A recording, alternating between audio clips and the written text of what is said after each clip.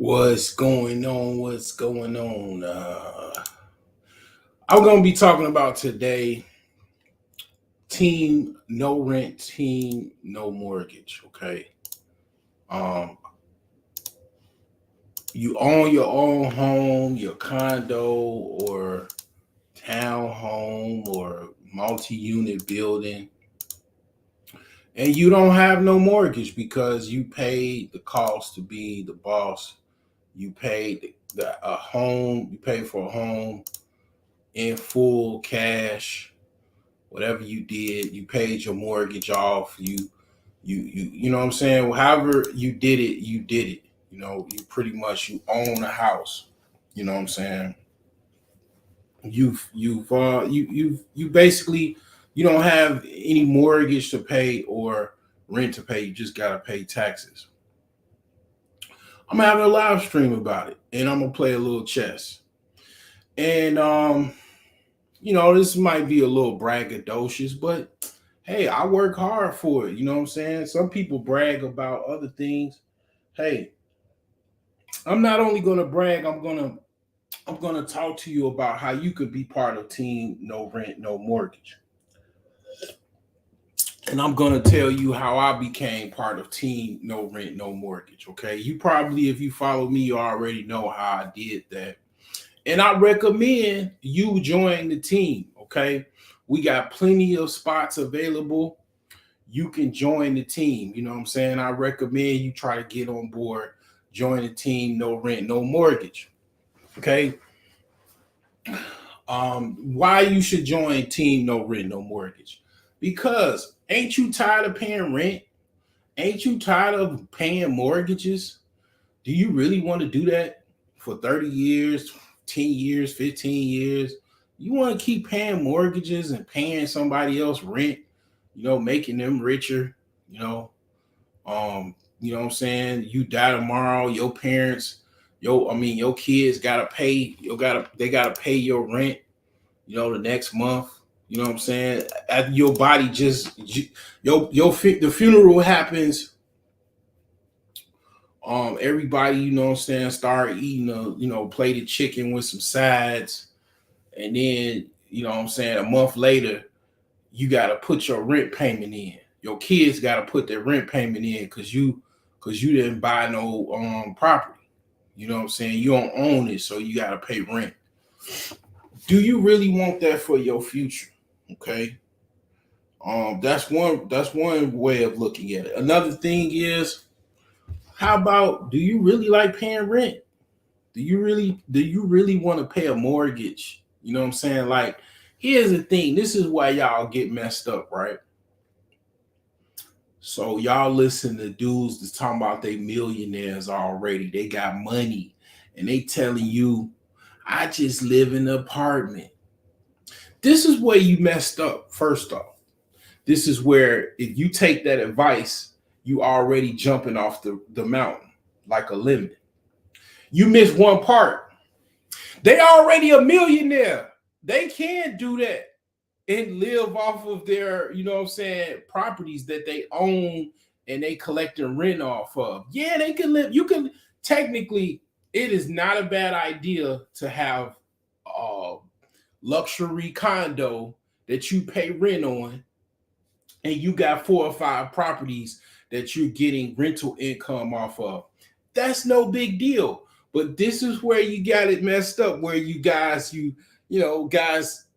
basically get caught up in the celebrityism and you know marketing pitch and the salesman pitch of content creators telling you should just be like them. The part where it gets complicated is you don't have the money that they have. You don't have the ability to do the things that they do. They're recommending you, and they mean right, to just basically rent and not pay no mortgage and all of that type of stuff, and just basically let somebody else fix the property that you live and not have to worry about all of that. But you got one thing that's messed up, that might mess you up, that might even put you in a situation where you might be homeless, you might be evicted. They got millions and millions of dollars in the bank or a whole bunch of money in the bank or whatever. And you don't. You're just an average everyday individual. You might even be in the trenches, right? That's where the advice is not for you. It is not for you. It is not recommended. You should basically you should focus on trying to be part of Team No Rent, No Mortgage, because you got to crawl and scale before you walk. So if you're trying to join No Rent, Team No Rent as a strategy for saving money to get wealth, this is where you mess up. You're just renting and then you don't have any other property. They do, and they're giving you that advice. If you're just trying to just not have any rent, I mean, not worry about paying a mortgage and having some property, you know what I'm saying, that you basically are responsible for and all of that. That's where you dropped off. You totally dropped the ball, and you know what I'm saying, that advice is not necessarily good advice, because you're starting from zero. They're all the way up to, you know, $1 million net worth or whatever. You're trying to follow that advice. That advice is not for you, because you don't have the income, and that's not part of their formula that you can compete with, because you don't have the money to complete that full formula. The formula goes by basically you own, like, let's just talk about Monopoly. You got 3 or 4 green houses and 2 hotels. So you got three or 4 houses, single family homes, and you got 2 apartment buildings. And then you're collecting rent off of that pays for that hotel type of living or luxury condo apartment type of living. You trying to implement that by listening to somebody that's giving you advice on just renting an apartment, you know what I'm saying, or living in an RV. That's where you jumped out the window, and you don't even have no parachute, or you know what I'm saying, anything to make your landing softer. So what I recommend is you not listen to that. And if you want to do that, you can, but you got to get the 3 or 4 green hotels, 1 or 2, you know, green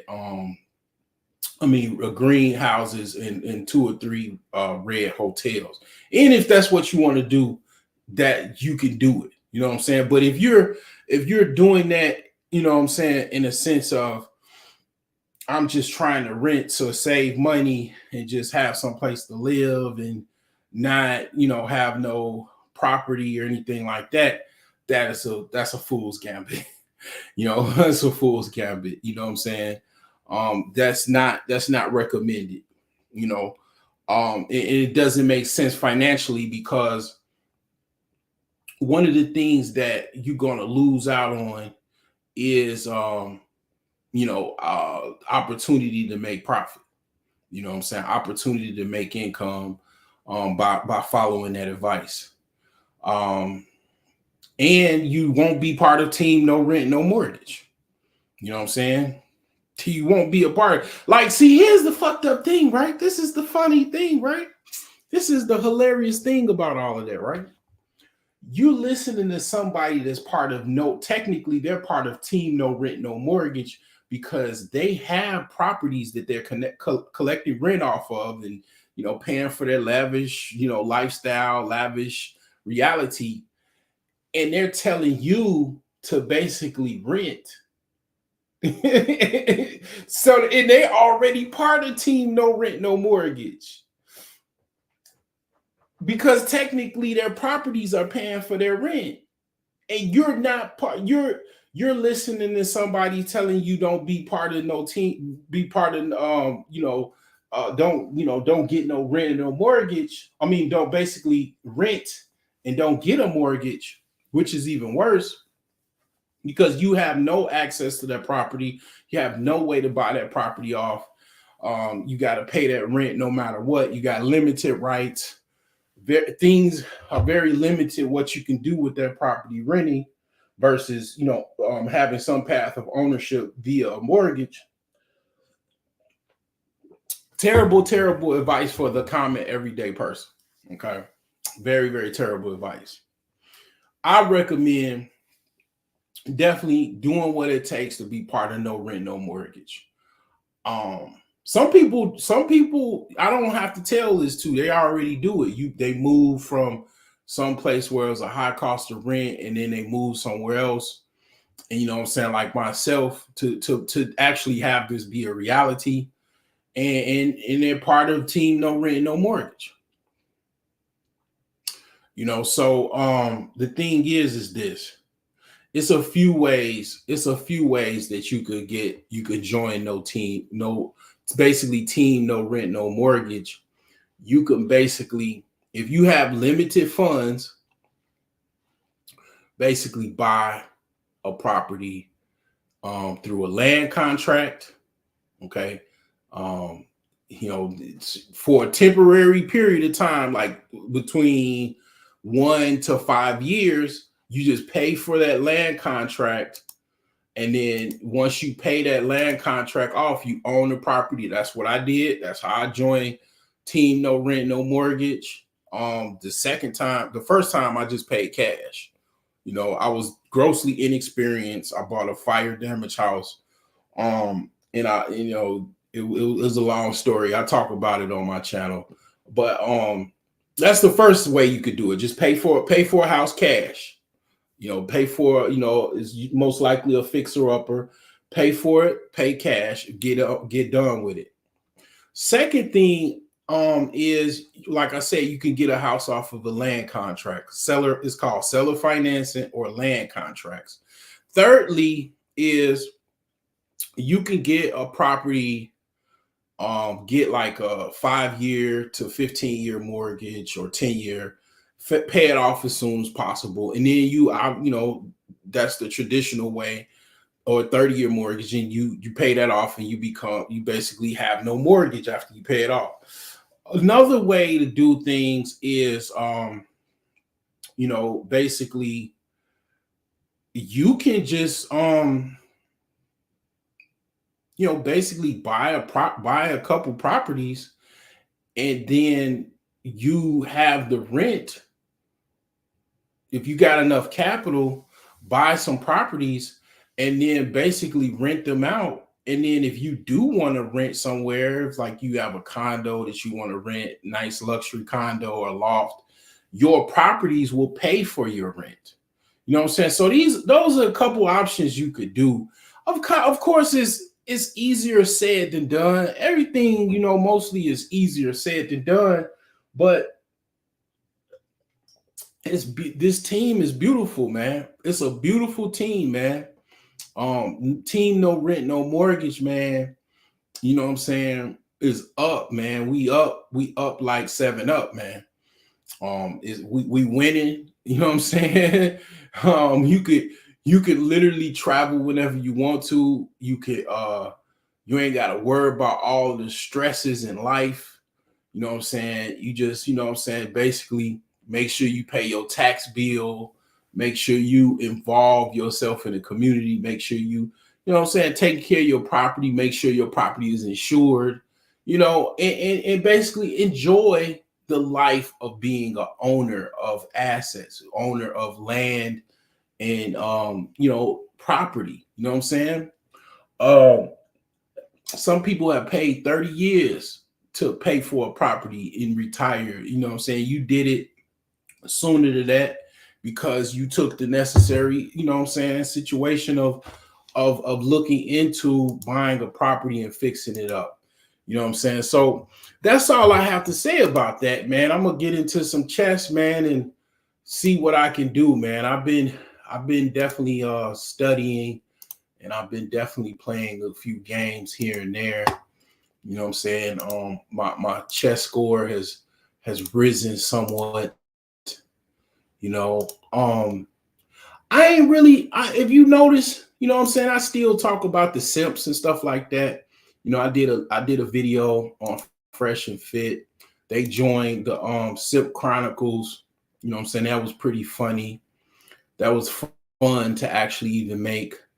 Um, so I'm still doing that. But my view as far as how things are, because I know relationships are still an issue. Of course, you still got most of your channels. They're basically relationship based. Most channels are relationship based. You know what I'm saying?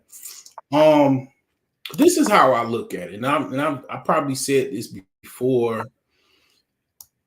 If you don't really have the money, like if you don't have an elite level of money, like as far as you're not on the elite level with money, you're not on the elite level as far as how you feel or think your relationships are, or who you're in a relationship with, or you might not even have any woman per se at the moment. You're not any relationship. um the thing is that you shouldn't worry about that.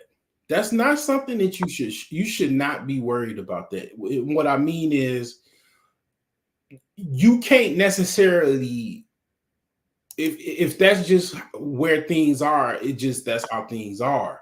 You know what I'm saying? I don't think that you should worry about that. You know what I'm saying? Like, that shouldn't be something that you necessarily are worried about. It just is what it is, and that's that. I think you should be happy.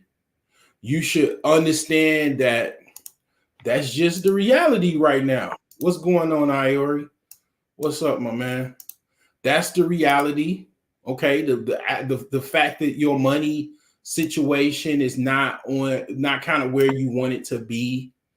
That is the reality. You shouldn't worry about that either, because when you start worrying, you start missing um the actual happiness in life, of where you start to underappreciate, like, basically, um the things that you already have, that you should be grateful for. You start underappreciating those things. And you certainly have worked hard over and accomplished quite a few things, and you're focusing in on what you don't have.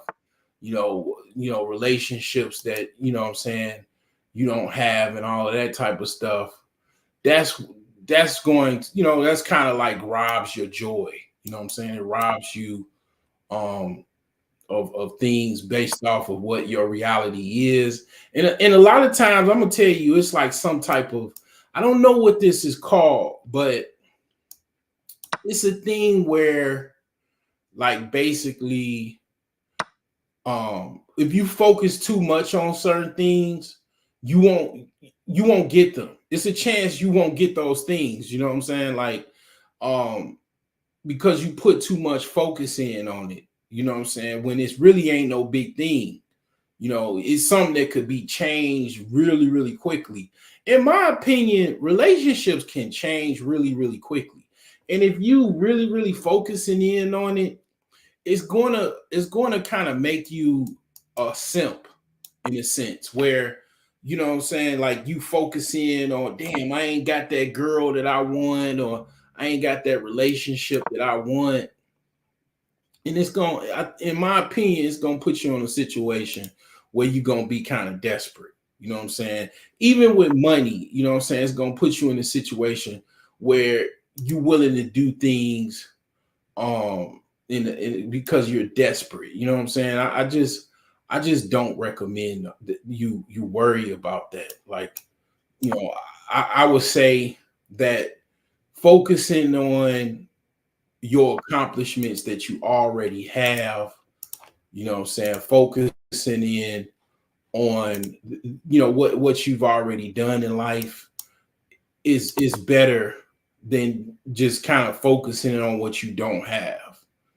Focusing in on, I don't have the broad I really want, or the chick I really want. I don't have the money that I really want. You know what I'm saying? It's like, that. you know what I'm saying, even if you ain't got no relationship, you not with anybody, you know what I'm saying? Obviously, you already know that. You know what I'm saying? You already know that that's the case. You know what I'm saying? Worrying about it, I just don't recommend that. You know what I'm saying? I definitely just don't recommend that at all. That you worry about that. Because it's like worrying is kind of like the thief of joy. Worrying about what you don't have, why you don't have it, and all of that type of stuff. I just don't recommend that, because a lot of times if you do focus on that, it's like it's not a good outcome usually when that becomes a situation where you focusing in on what you don't have and all of that type of stuff.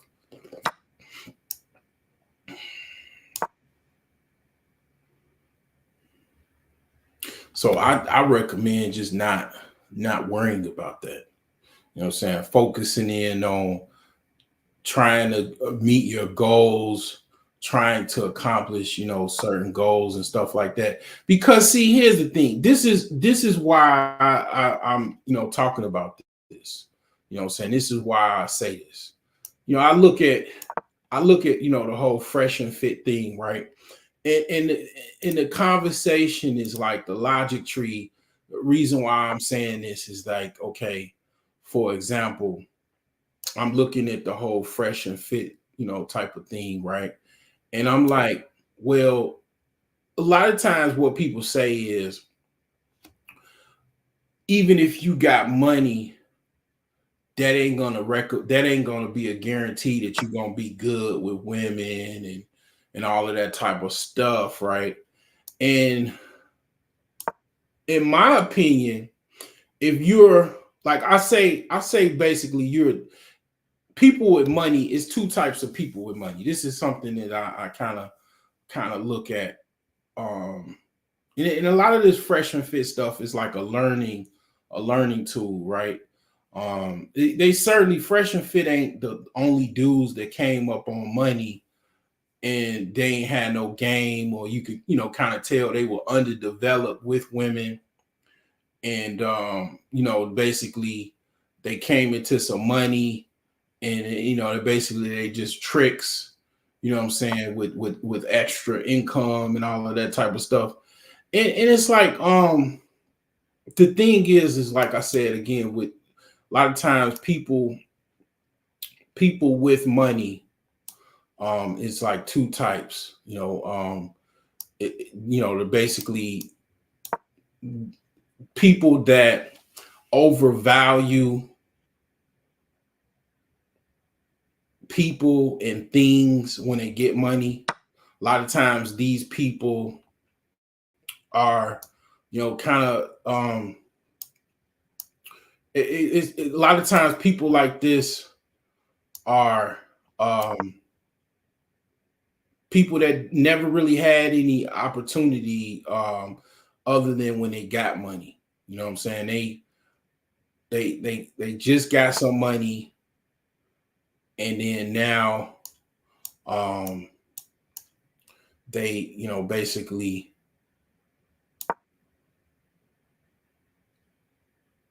don't know what to do. Like they just basically, are just trying to spend money on women, trying to spend money on certain experiences they've never experienced. Almost trying to make up for lost time. Because they never had those experiences. And then you got the other person that has money, that they don't overvalue people. They just kind of keep things the way it was, basically, before they had money. They just kind of keep it the same way. They He just basically are, probably considered cheapskates. You know, just basically they don't overspend on women and all of that type of stuff. They just the same type of person they were when they didn't have money. It's just the same type of person um, when they um, just didn't when they didn't have money. You know what I'm saying? And that's what I'm talking about. I would rather you be that person. Basically, okay, I played somebody from the Philippines time. I'd rather you be that person that is the cheapskate. That people be like, he's a cheapskate. Yeah, he got money, but he ain't spending nothing. You know, that is what I would want you to be. Because it's only two types of people, in my opinion, right? I would rather you be that cheapskate than the person that's spending money on bags, spending money on this and spending money on that. Because women don't respect guys like that. I mean, they'll deal with them. They'll try to treat them. Some will know how to treat men better than others, but it's a respect thing. Because see, here's the thing, right? Let's say, right? Okay, my supplements that I sell, right? My supplements that I sell, right? It's a reason. I'm not as braggadocious as other people, right? Like, RIP Alan Roger Curry, even other people, right, that are kind of dating coaches and stuff like that. But this is what I sell, right? I sold a lot of this. Okay. This is my supplements, right? It's a reason why I call it Sex God. Okay. It's a reason why I call that shit Sex God. You know what I'm saying? Because to a certain degree, that's the fuck I am. Okay. You know what I'm saying? I'm not gonna lie to you. Okay. So let's say you good, you're you know what I'm saying, you're highly skilled in a bedroom to keep things PG, right? You're highly skilled in the bedroom, right? Meaning you should be getting money from women, right? Because you're doing what most of their exes and stuff like that are not doing. You're giving them a good time, a long time, and the best time that they ever had, right? Imagine you got some good dick. I know this ain't Sex Saturdays, but I gotta go here. Imagine you got some of the best dick that a man has to offer to a woman, and you gotta on top of that pay for that shit. You gotta pay for her sexual access, and you giving her the best motherfucking dick she ever had, and you paying for that, and you paying for that experience to give her your what I'm saying, superior, what I'm saying, sexual performance. You also paying on top of that when you should be getting paid. And that's how I look at it. Like on a deeper level, like that's how I look at it. Like you giving her the best 1-2 punch, what I'm saying, in the bedroom that she's ever got. And on top of that, you paying for that shit.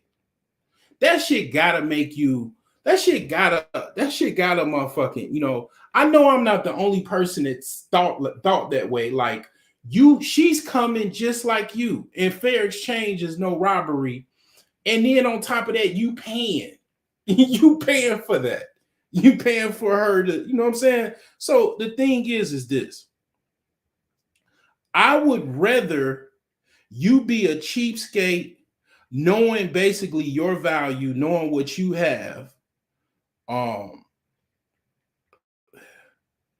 and then basically not caring about what she thinks of that, or the potential person that you're trying to get with, as far as what she thinks of that or whatever, than you being the other person that's overpaying, overvaluing people, places, and things like nouns and shit. I'd rather you to be the person that doesn't overvalue fucking nouns than, you know what I'm saying? Um, in the latter being a cheapskate, I'd rather you be that than the person that's overvaluing nouns. You know what I'm saying? And the thing is that on top of that, let's say you are highly skilled in the bedroom too. That's just another way to just basically, it's just, you know what I'm saying? Like, that's just another blow to the face. Like, you know, you be a highly skilled practitioner in the bedroom, let's just say, and you got to pay for it. That just, you know what I'm saying? That's, I mean, you're just literally spoiling somebody that doesn't really even deserve that. So, you know, I know a lot of times I'm very professional and all of that in my delivery and my discussions, almost even to a level of like possibly being a nerd or whatever the fuck. But you got to understand, I'm very much on I'm very much more Sigma like, right? And yeah, I can go from kind of being brash and being kind of hood or mixing in the hood, and then I'm comfortable also, in an upper class suburb, and I can mix in that environment as well. So the thing is that what I'm trying to tell you is, if you think just Pookie and Ray Ray or a thug or whatever is good in bed, in a regular dude or whatever, a regular working dude is not, just as good, if not better. You know what I'm saying? You got another things, you know what I'm saying? You got another thing to think about. You know what I'm saying? You got some living to do. You know what I'm saying? So the thing is that um just imagine you being very good in the bedroom, and then you know what I'm saying, to the point where you should be getting paid, and then you're paying women for that experience. And you got to understand, it's women that they absolutely know the value of men.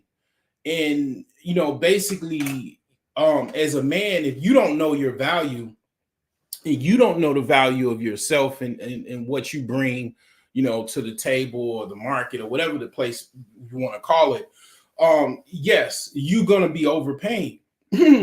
You're gonna be overvaluing other people and other women and all of that type of stuff. And that kind of goes into being a Johnny come lately and all of that type of thing. Um, don't be that guy. You know what I'm saying? Just be quiet, be calculating, and don't overvalue fucking nouns, people, places, and things. That's basically what I'm trying to tell you. And that's kind of what I was thinking about, you know what I'm saying? Because when you get money, like if you're the type of person like myself, where when you ain't had nothing, you ain't had, like, I was in my grandma basement and I was tagging. I was fucking so much. My my grandfather had to pull me to the side and tell me, this is not a fucking hotel. You know what I'm saying? This ain't no goddamn hotel. You know what I'm saying? Like, you gotta calm your ass down.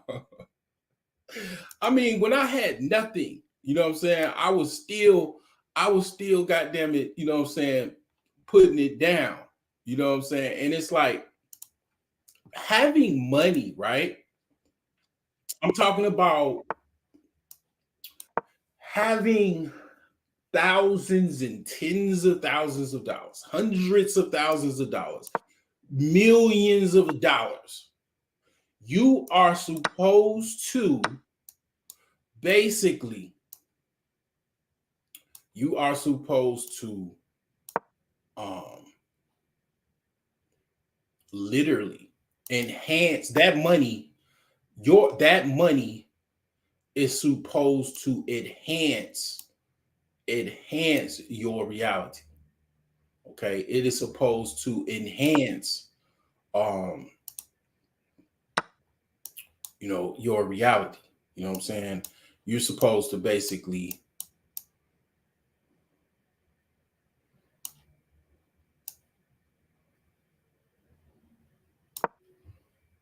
be more of the man, in that scenario. Like, you're supposed to be pretty much unstoppable, um in that situation. Like, you're supposed to be literally unstoppable. That money, that you having money should be basically the equivalent of an enhancement, you know than than not, basically. You're supposed to be more of the man if you have money. You know what I'm saying?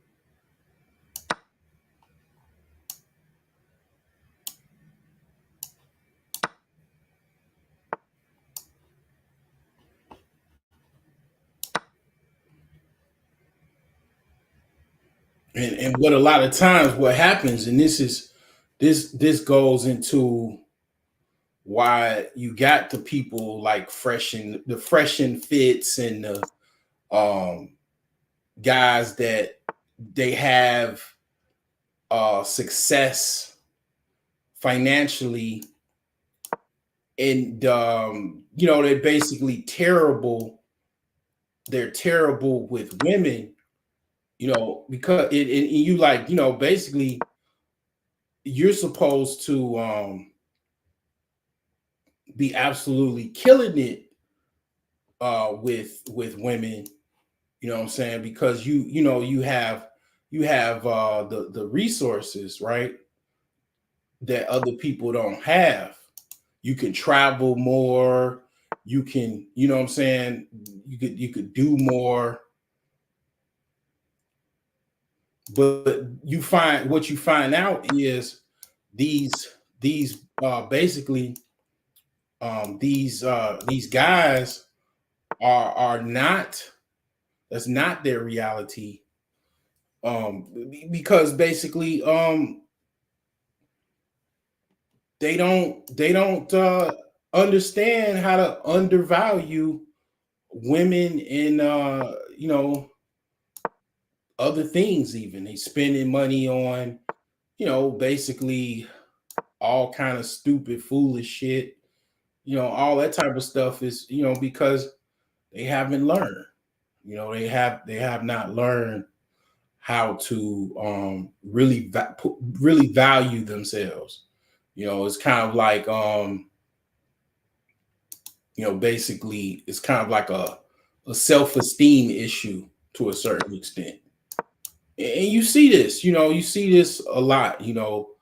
Um, you see this situation kind of, all over the place with, certain people and stuff. You're like, damn, how did this happen? So this guy, he's got more money than you can dream about, and he's terrible with women.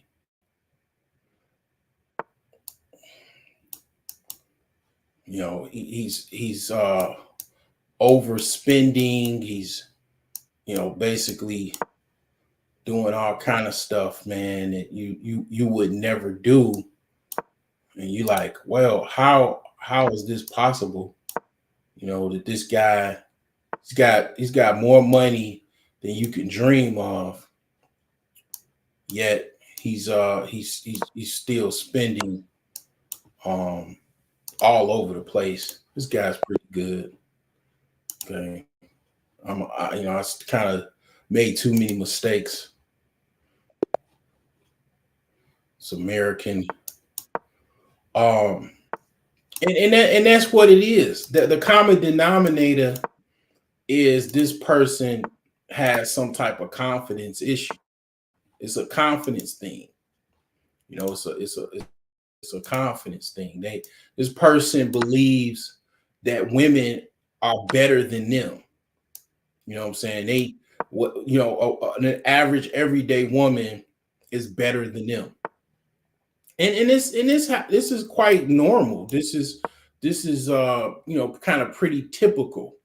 You know what I'm saying? It's something that basically a lot of men do.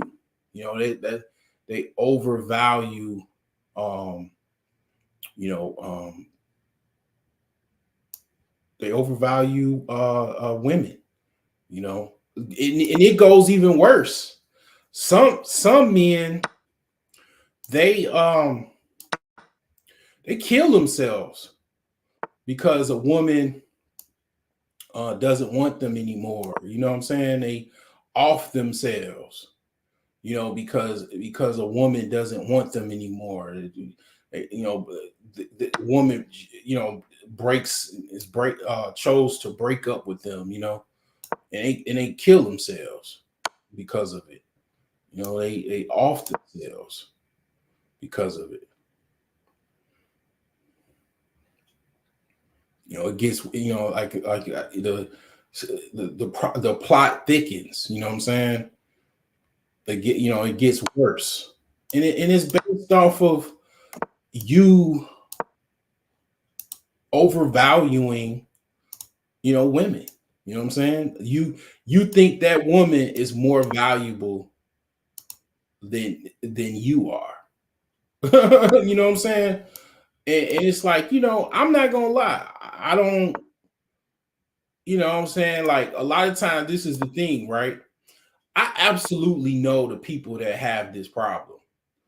I know the people on YouTube that have this problem, right? You know what I'm saying? I guess to a certain degree, I would admit to a certain degree, a lot of people have had this problem. You know what I'm saying? As far as things is concerned, like people, what I'm saying, having this problem, you know. Um and one degree or another, right? And it's like the tripped out thing is that these people, they don't look at you as a credible person to take advice from. You know what I'm saying? They don't look at you like that. You know what I'm saying? They don't look at you like someone that is credible, to take advice from. And that's the weird part about it. You know what I'm saying? And some of these guys, they they basically some of these guys, they look at Fresh and Fit as a person that they should take advice from. That's that's the weird part. Like some of these guys, they look at a Fresh and Fit as someone that is credible, to take advice from. And that's the weird part about this. Like that's what they look at. They look at a Fresh and Fit as more someone, to take advice from.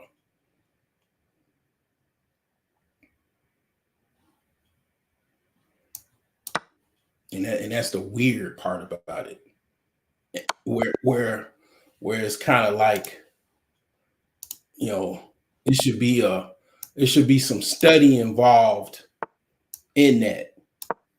And it's like, I mean, that kind of goes into a lot of different places. Like, it's like, why does one person, they look at one person, as a person to take advice from, that doesn't have any experience, is a total, dweeb, but all of a sudden now they're a dating coach because they bought a roadcaster, and basically they got a YouTube channel, and got some fast speed from Comcast, and now they're a dating coach, but yeah, like, for whatever reason,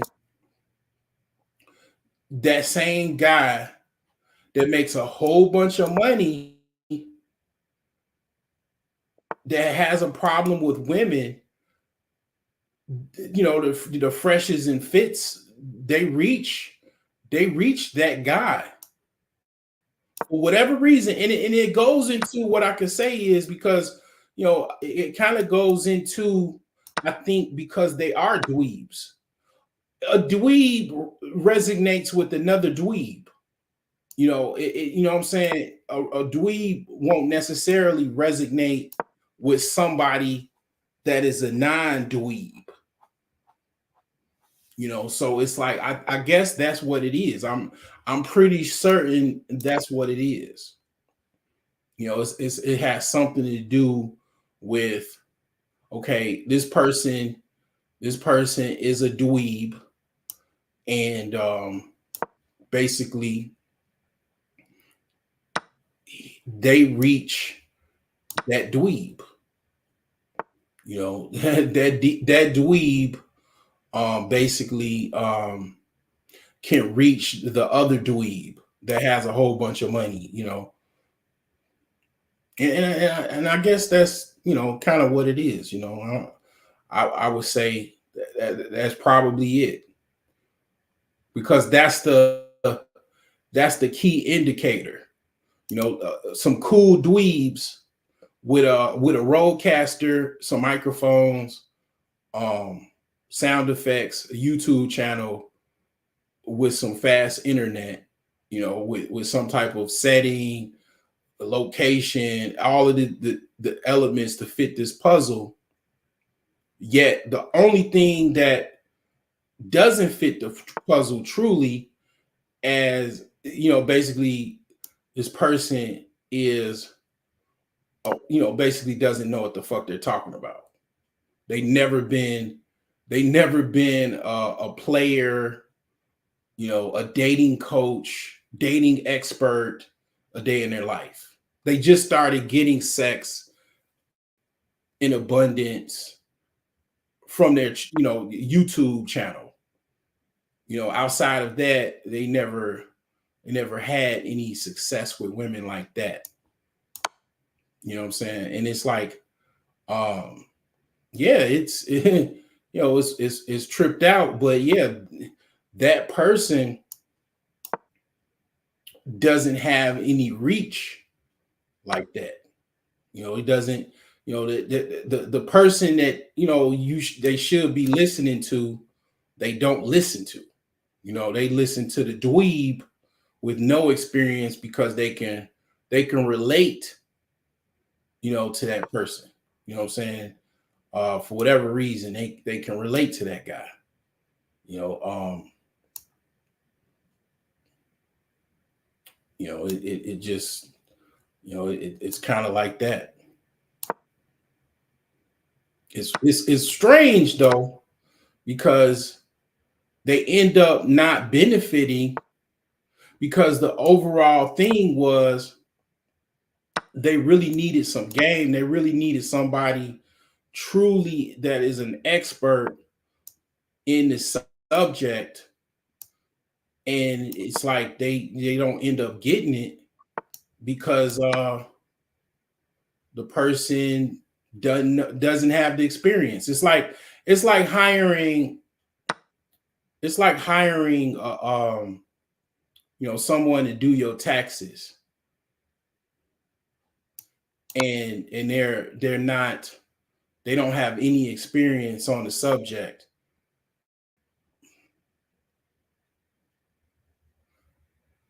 and it's like, okay, that doesn't help you with what you need.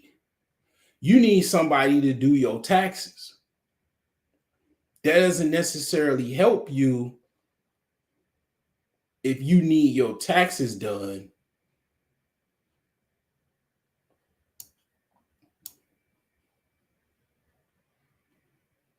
That, someone that basically, they just basically they had a good marketing pitch to come up with a tax preparation business. You know what I'm saying? But basically, um, they don't know anything about taxes whatsoever.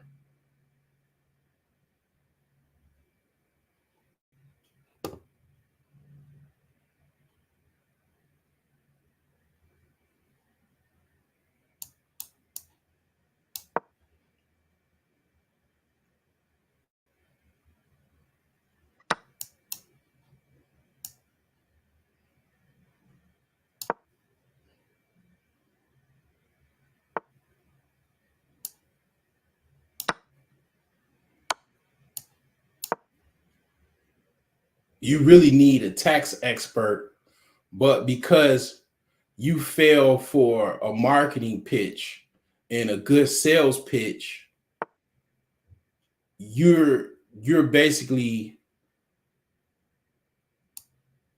trying to get the taxes. The goal was getting your taxes done properly with a professional that knew what they were doing, and you don't get that because basically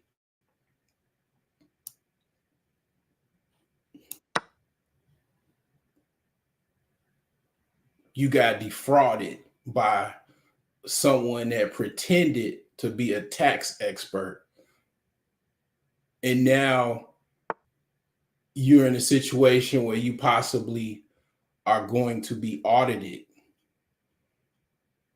because you've basically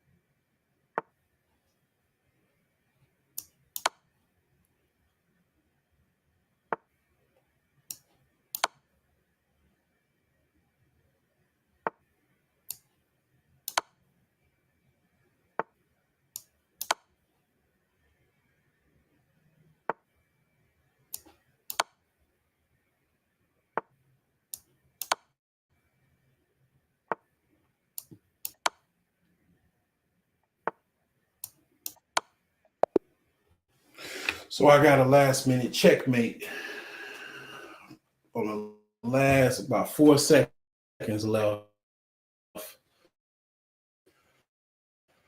So yeah, I mean, that's you know that's the issue with that. You basically, and that happens a lot. That happens on YouTube. That happens off of YouTube. I mean, that happens. That happens quite a bit. People follow people based off of sensationalism, entertainment, sound quality, special effects. by somebody that's basically selling and marketing you a gimmick, a lie, a pack of lies, and then they make a bunch of money off of that, and then you realize this person is absolutely not an expert. They themselves need a dating coach. They need a dating coach. You following somebody that they need a coach, and it's like, yeah, you got bamboozled. You pretty much you got had, but it's people that probably don't even look at it like that, because the person that it's a it's a it's someone that I know personally follows them guys that literally takes their advice, and I know this person makes a lot of money, and I absolutely know that um they follow them, listen to their advice and all of that type of stuff. And this person has a problem. They make money and all of that, and they have historical, really bad problems dealing with women.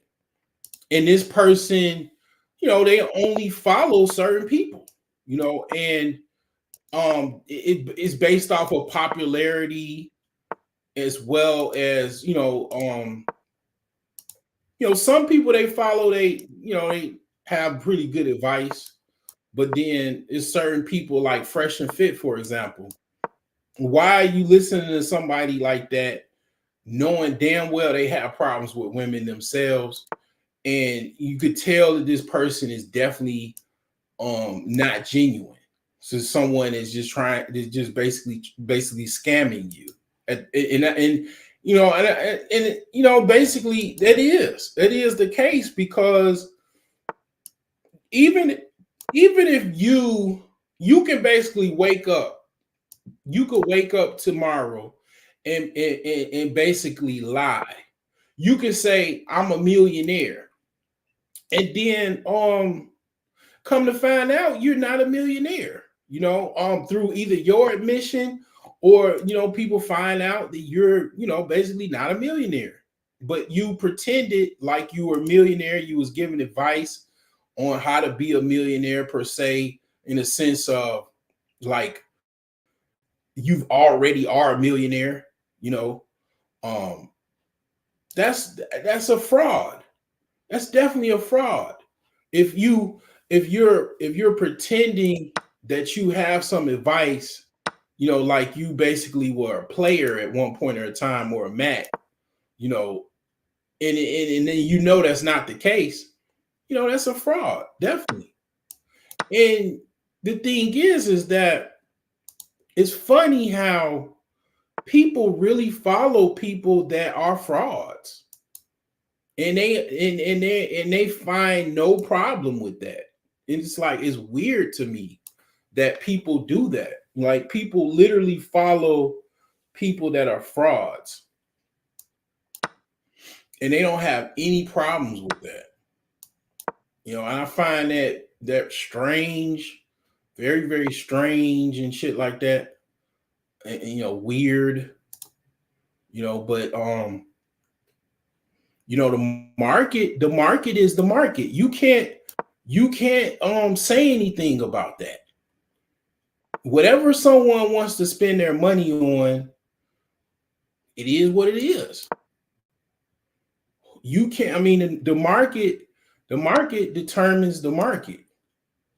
You know what I'm saying? You can't, it's nothing you can say about that. You absolutely can't.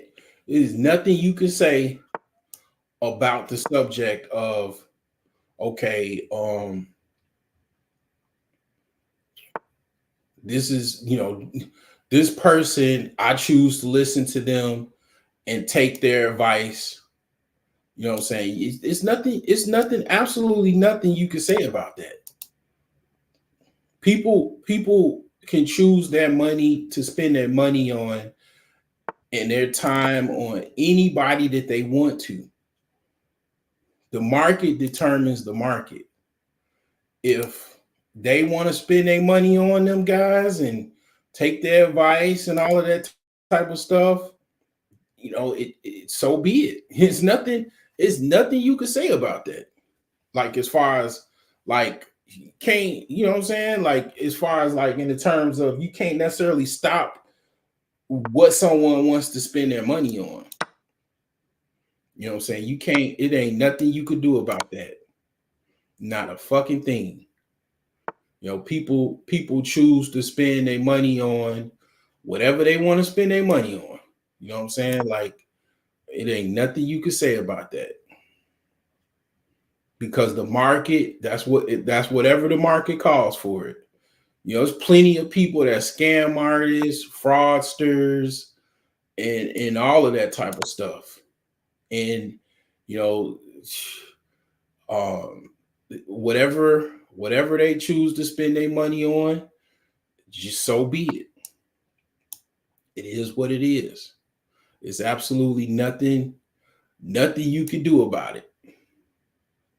In a sense of like you can't you can talk about the person and say, okay, this person is this and this, but you can't necessarily stop um somebody if they want to spend some money on someone that's a fraudster or whatever.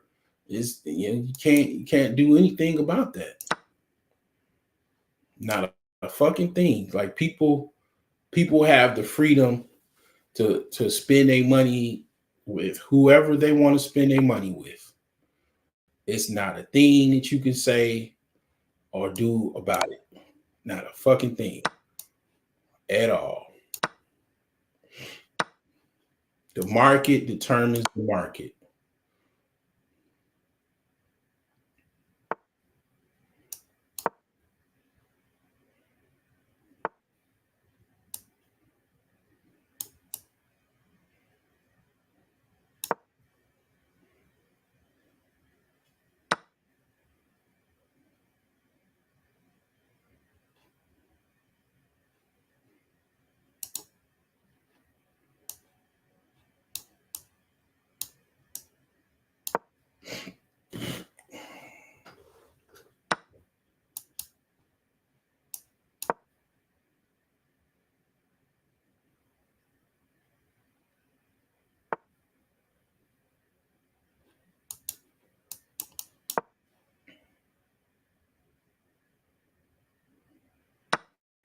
One of the biggest blunders that I made was I traded I traded basically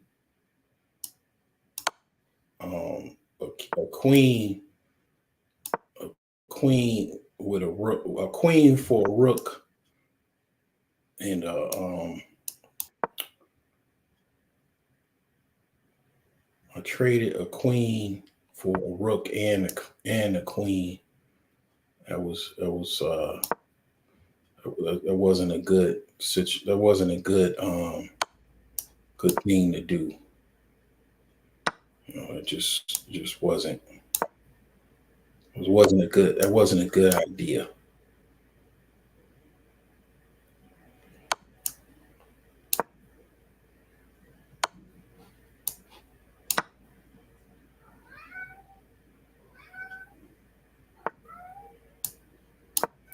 That was a bad move.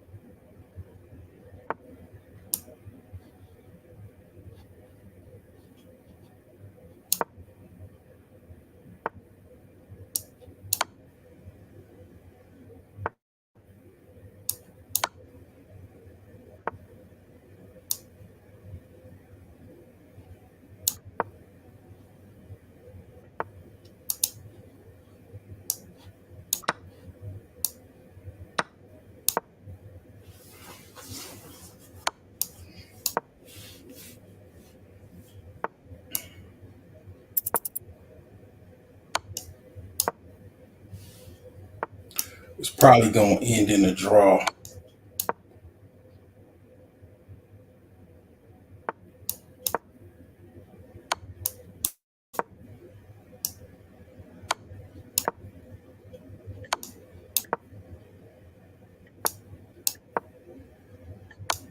See, he don't know how to do a checkmate with a king and a rook. So really messing him up.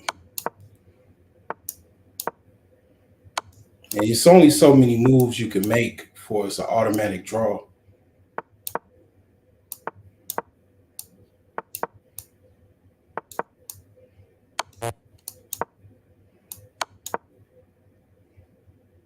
He lost. I mean, well, it's a draw.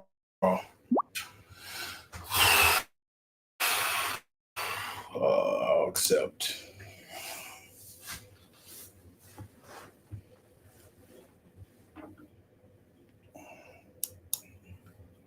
He probably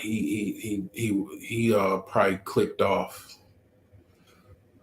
I accepted the rematch, but he closed it out. So yeah, he's inexperienced because he's supposed to know how to checkmate with a rook and a king. So he didn't know how to do that.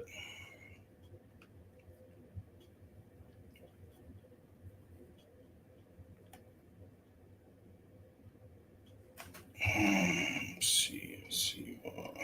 All right.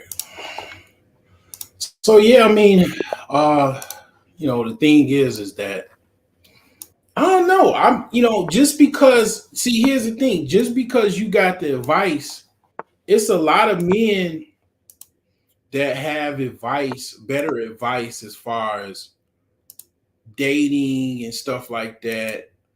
I mean, with me, I ain't gonna lie. I'm not gonna say that I'm the best person when it comes to advice on dating per se. I would say my advice is more about screening women. It ain't necessary. I dating and all that.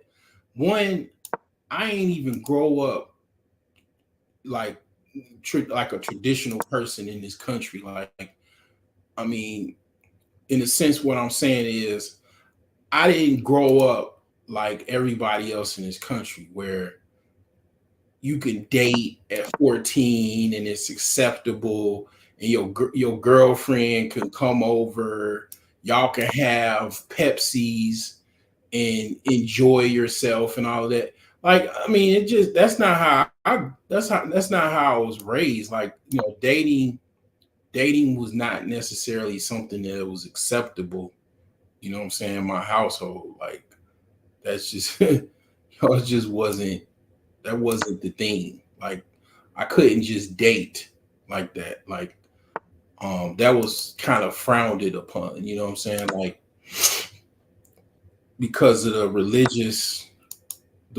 kind of religious household that I lived in, you know what I'm saying? So um I couldn't necessarily just even date if I wanted to when I was younger, you know what I'm saying? So um the thing is that what I can say is that basically um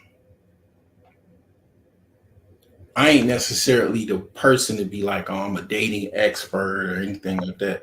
I definitely know a lot more about like screening and stuff like that. Women, um, potential, potential, you know, kind of like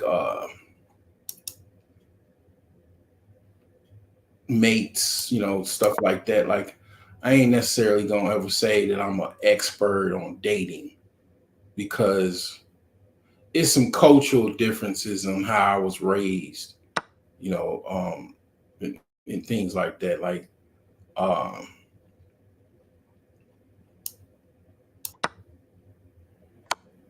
I ain't necessarily gonna say that it's my expertise or whatever.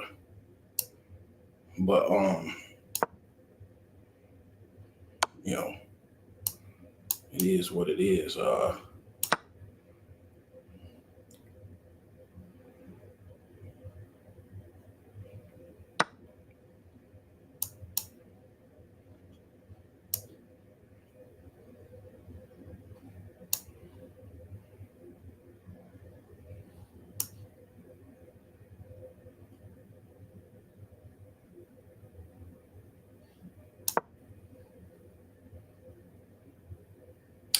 I didn't mean to do that.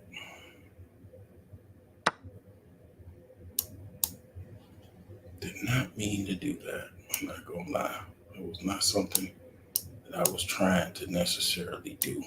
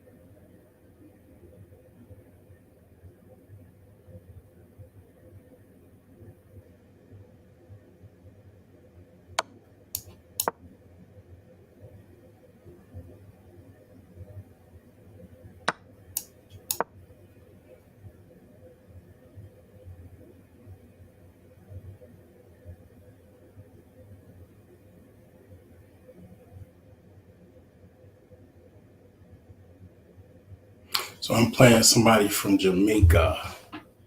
Jamaica.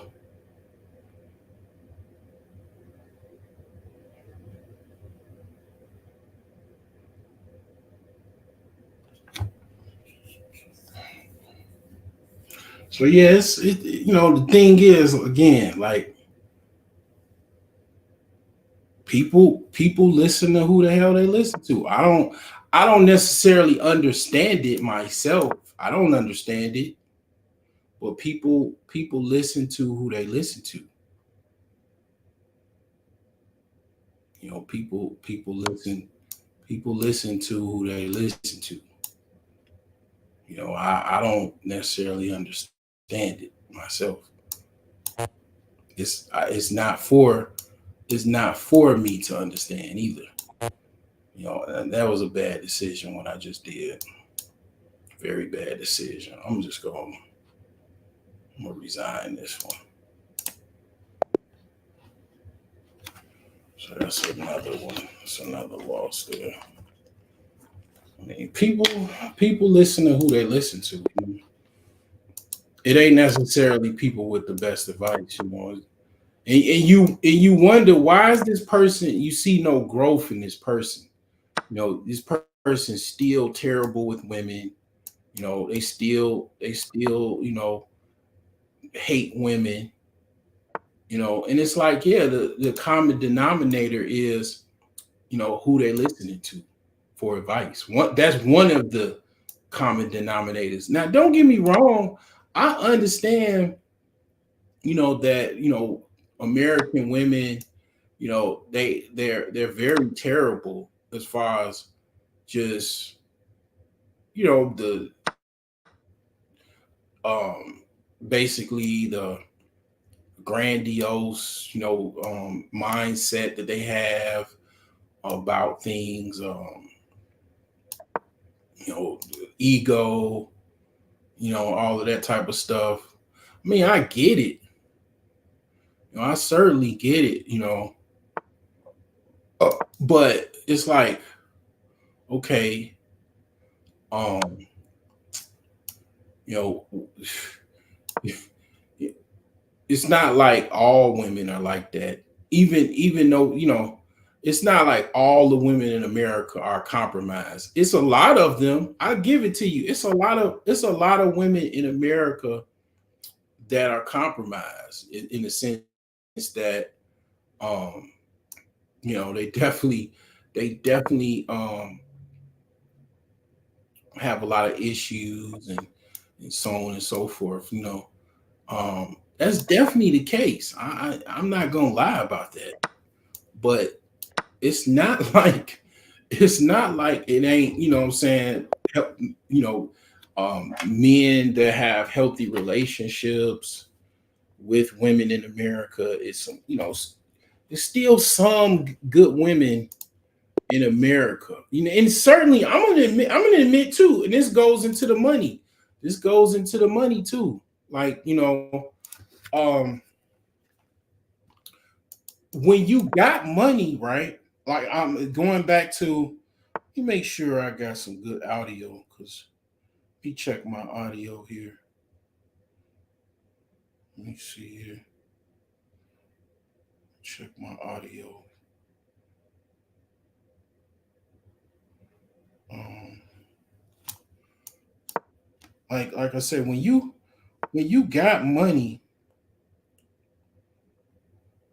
like I said, when you got yeah, okay, I'm good. So when you got money, like, again, if you that person that's like more of a cheapskate, right?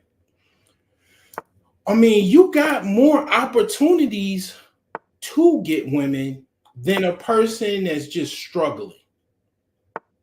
And of course, you got the option to travel abroad, travel national. You could travel abroad. You could travel in country. In your own country. You could travel outside of the country. You have enough money to do that. But the thing is that where the problem comes is, where the resentment and stuff like that is, you weren't taught how to deal with women, so you resent all of women in America, all of the women, and it's like, yeah, I get it. You team fuck American women, you're like, pretty much Lenny Kravitz, team Lenny Kravitz, American women stay away from me. But to a certain extent, also, you don't have any understanding. You weren't taught fuck the bitch, it's about you. You didn't listen to Junior Mafia enough. Fuck bitches, get money. Fuck niggas, get money. You didn't play that on repeat. You know what I'm saying? Like, you missed that part of the song for whatever reason. Maybe you grew up in a family that was super religious, and you couldn't really listen to music like that, or you did listen to it, but it didn't necessarily resonate with you. Whatever the case may be, you missed that part. And it's like, what I'm saying, you didn't really, that didn't resonate with you. So then now, you grow up and you getting money, you graduated school. Now you're a, programmer or whatever. And then you know what I'm saying, you terrible with women, because you became this super nice guy that's basically simp, this super simp, because you got the money to really be a simp, right? You know what I'm saying? You got enough money to really simp hard. And then that's what you do. You simp hard as fuck. And then you basically fall for some terrible women that basically, take you to the cleaners, you know what I'm saying? And then, take everything you got,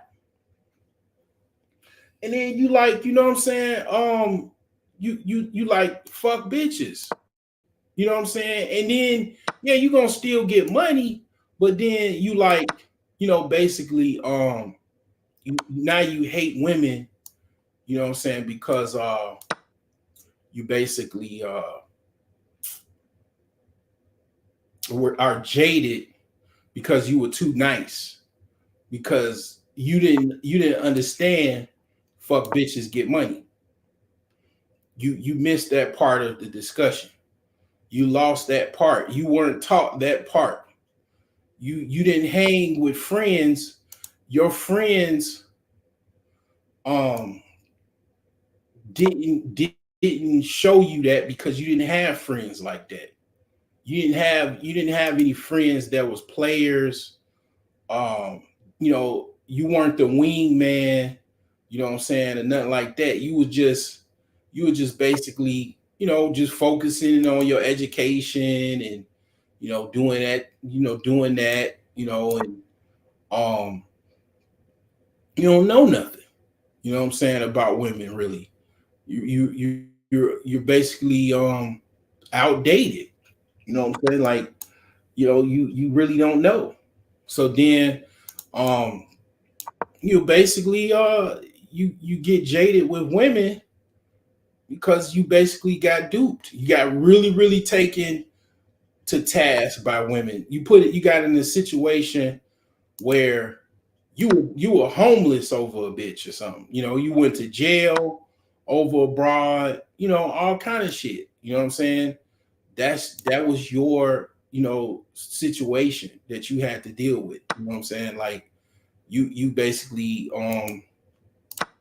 you had to go to jail over abroad.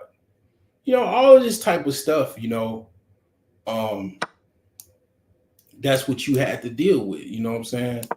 And it made you really hate women, you know, and it's like, yeah, and then you listen to other men like yourself that don't have any advice, that never had any advice, that talk about they got advice about women, and it's like you still lost in translation because basically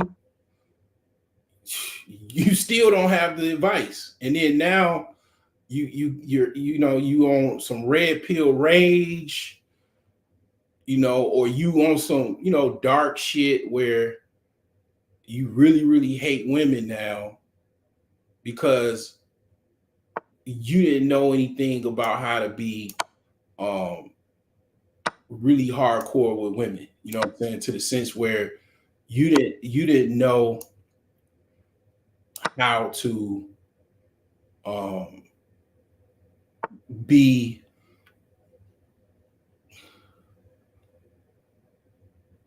a hardcore guy when it comes to women.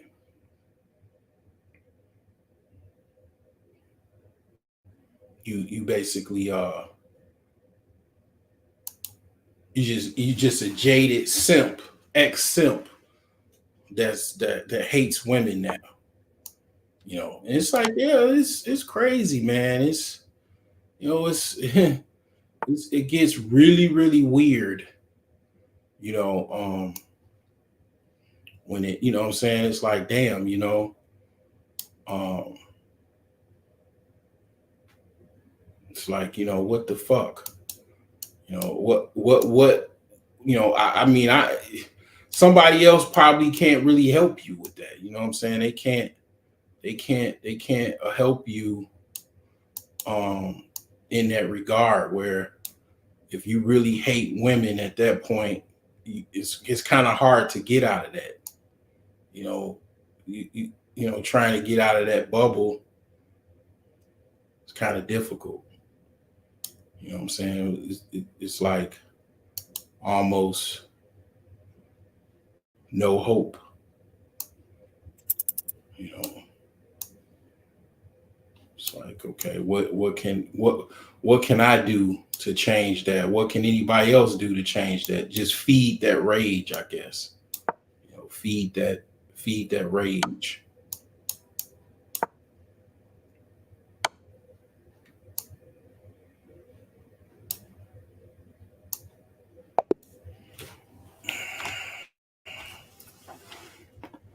And you got people that do, they feed that rage, they center on that rage, you know.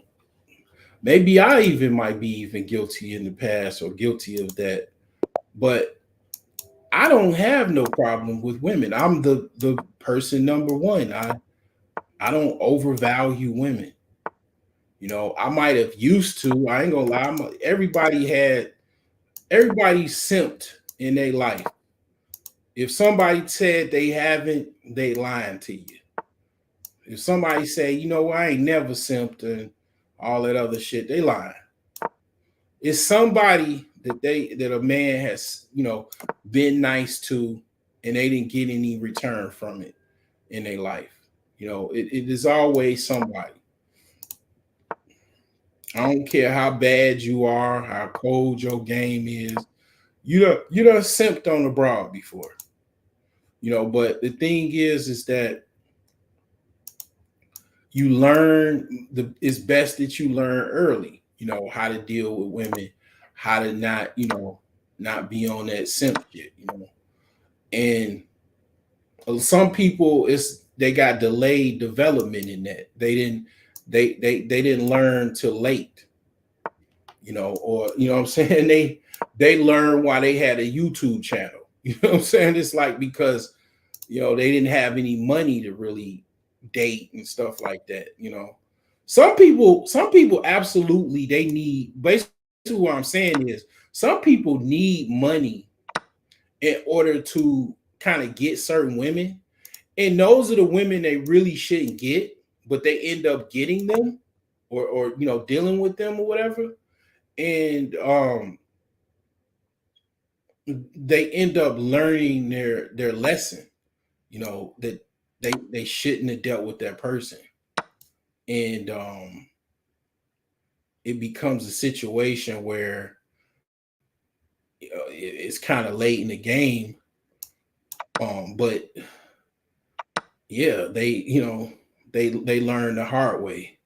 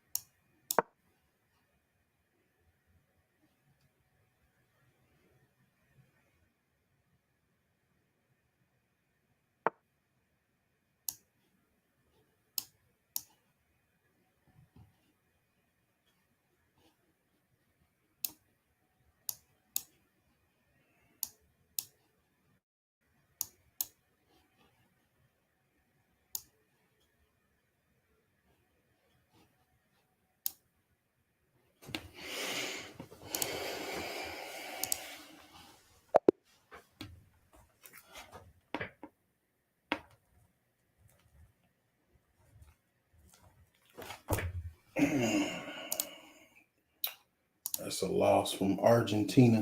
So yeah, I mean it's an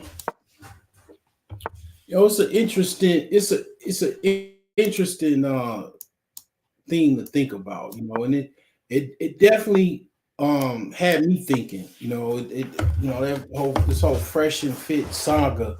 Definitely I've been focusing a lot on simps, as far as like, kind of steering a little bit of more of my content than normal, kind of joking, about it. You know what I'm saying? Um,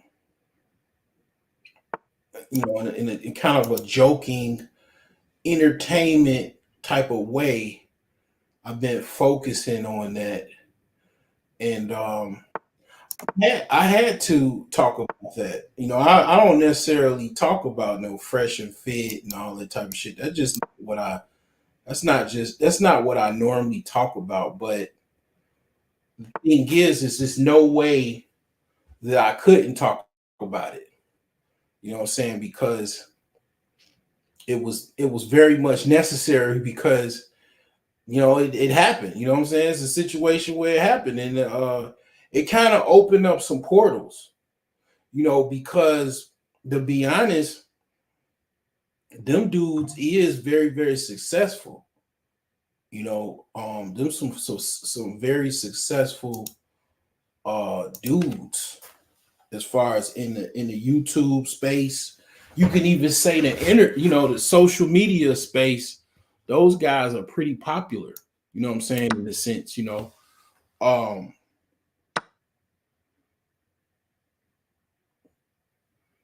those guys are pretty popular. You know what I'm saying. So, um,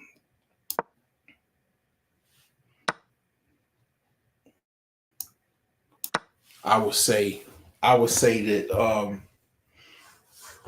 it kind of opens some portals when you do talk about them guys, because um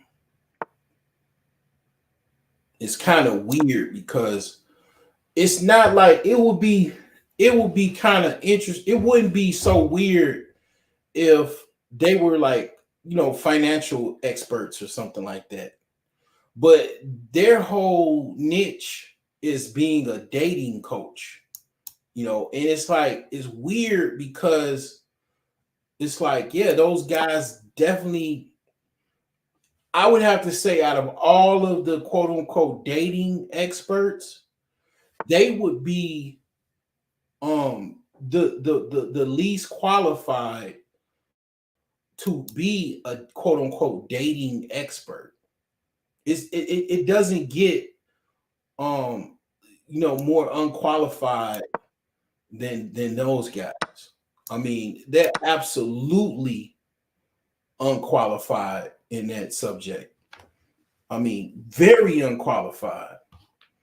Almost weirdly unqualified to be talking about being a dating coach. It's like almost like funny, to a sense, like how they would be considered a quote unquote dating coach. Like that's it's very, weird, strange, that they would be considered, a fucking dating coach.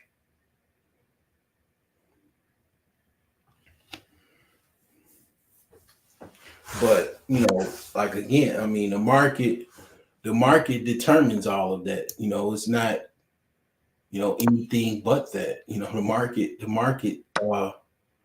market determines that, all of that. You know, what that's what people want to spend their money on, and or whatever. That it is what it is.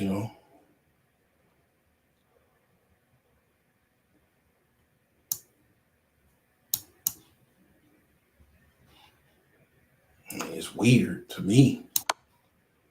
Like, how in the hell, like, who You know what I'm saying? Like, how the hell can they be dating coaches? Like, how is that possible? Like, what universe are they a dating coach? You know, but I mean, it is what it is. I mean, um, it ain't nothing. It, you know, it is what it is. You know.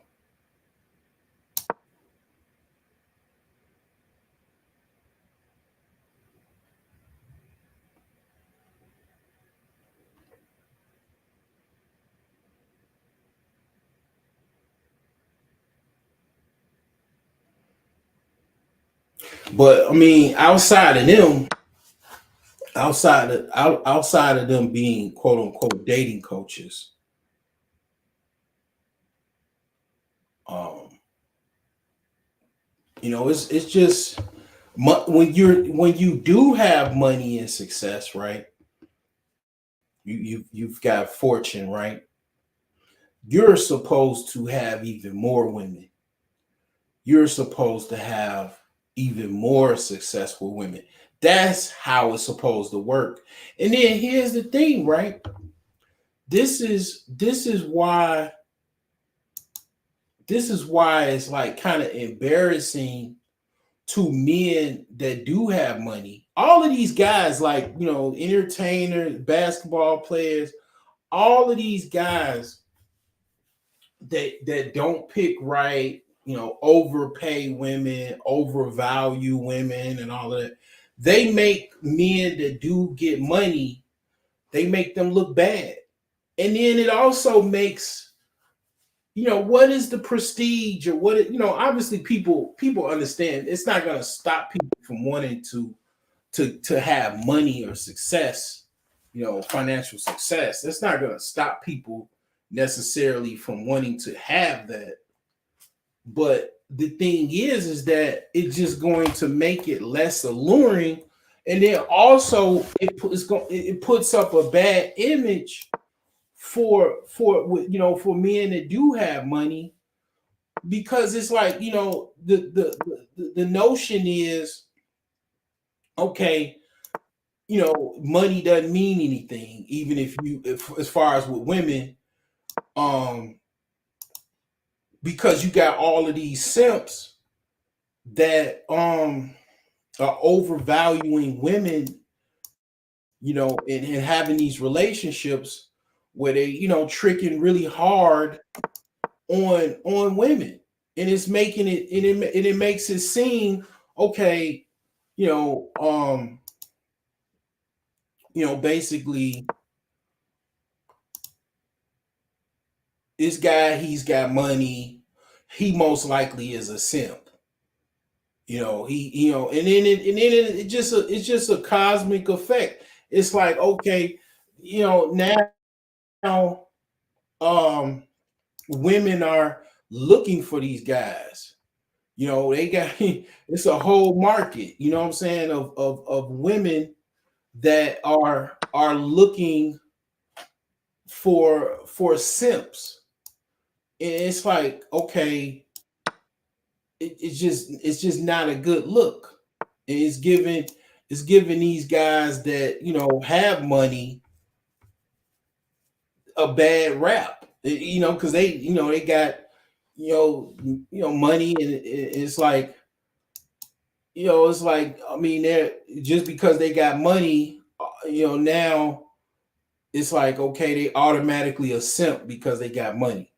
Because you got so many guys, you know, like the Fresh and Fits, and, you know, all these other people that got a little money or got a lot of money, um, that's simping on women. And it's like, you know, it just gives, um, you know, a bad rep for all men in general. That, okay, automatically, if you got money, you know, you're just a simp. You know, um,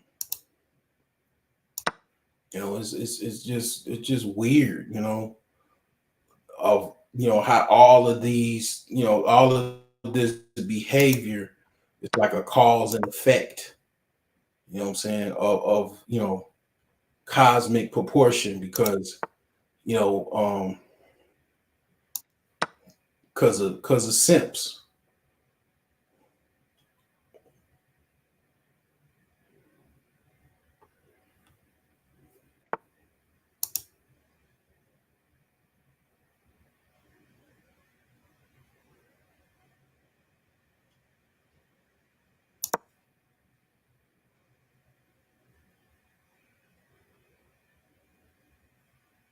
So it's just like this cause and effect.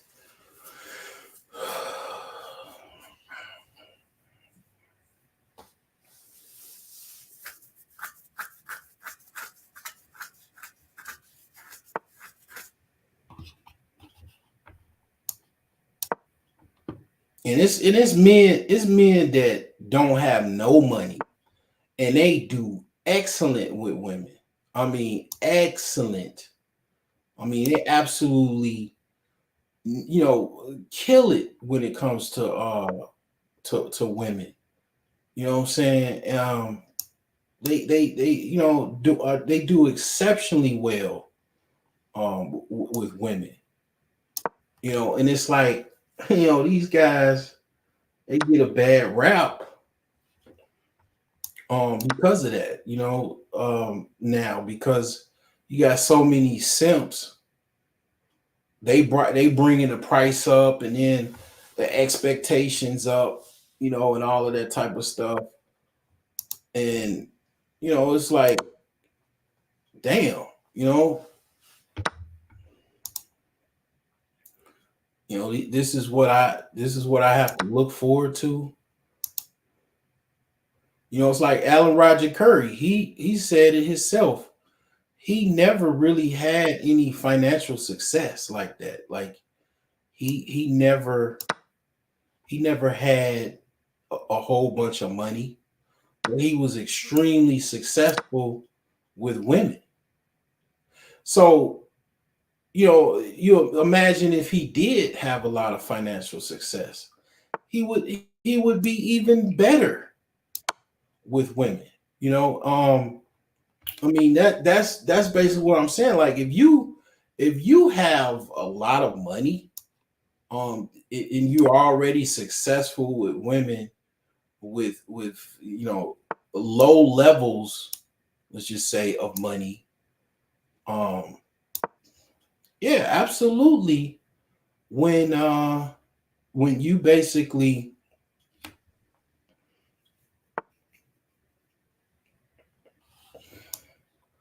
when you basically do get that said money, your options should basically quadruple, double. You should be damn near, on some, like King Solomon type shit. You know what I'm saying? When you get a whole bunch of fucking money, you know. Um, so yeah, it's weird, how that, situation is where um you basically have what you have now.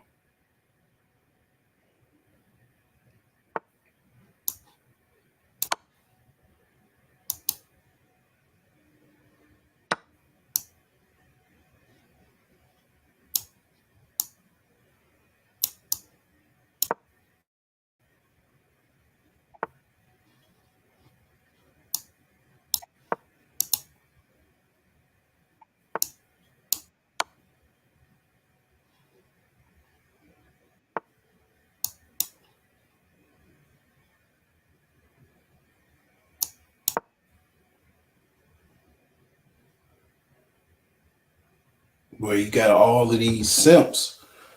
They they think it's the way to go is to just overpay for women's time and affection, and all that type of shit. And it's like it's just crazy, man.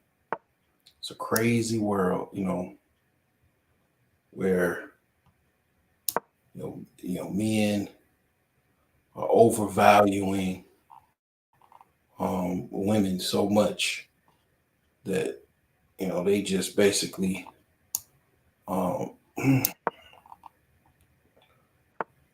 think simping, overpaying for women is the way to go. When it's absolutely men that have literally nothing. Like I say, I was in my grandma's basement, you know, tagging, and I had absolutely nothing, hardly whatsoever, but a job, you know, um, a basic job. Like I was making, probably, kind of lower, kind of, lower income, like lower middle class type of income, and basically kind of just getting by, and I was still successful, with women, to the sense where, I I wasn't rich, I wasn't rich or anything like that, and I was able to get women, whereas you got some guys that um they they feel like they gotta come up off so much, to get women. It's like it's crazy. I don't understand it, but it is what it is.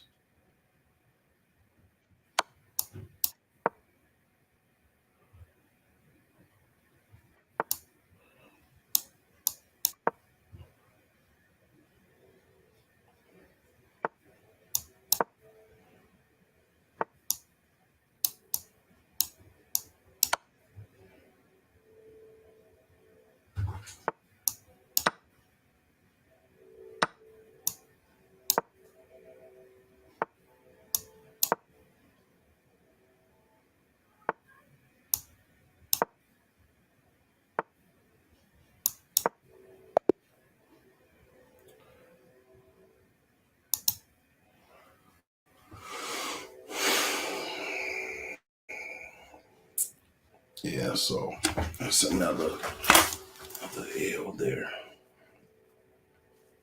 So yeah, I mean it's a lot. It's a lot to think about, man. It's a lot to think about with that, and other people. I mean, that's kind of the consensus of what they say. I'm gonna play one more game. They like, they saying men with money are just automatic simps, and that's not the case. That is not the case, man. You know, and it's like, that's never been the case. And it's like, the thing is um,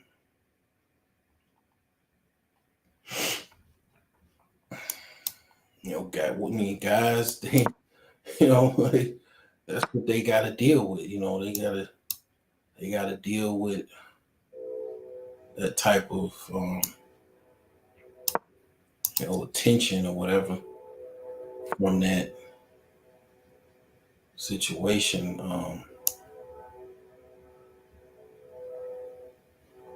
They got to deal with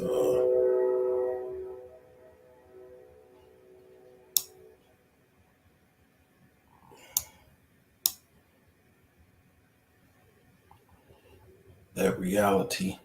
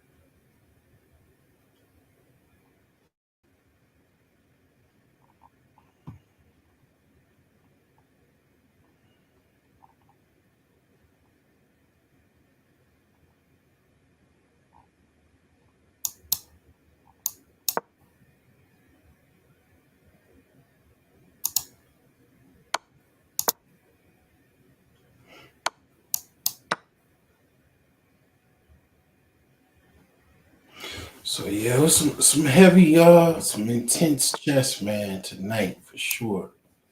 Very intense. I mean, 800 is not, it's not like it's below anything below. Okay, 1200 is average. 1200 is like kind of start like a beginner level. Um, it's like it's pretty much beginner level or whatever. Like for example, he had a move right there. He didn't even take it. You know, so it's like it's just beginner level. But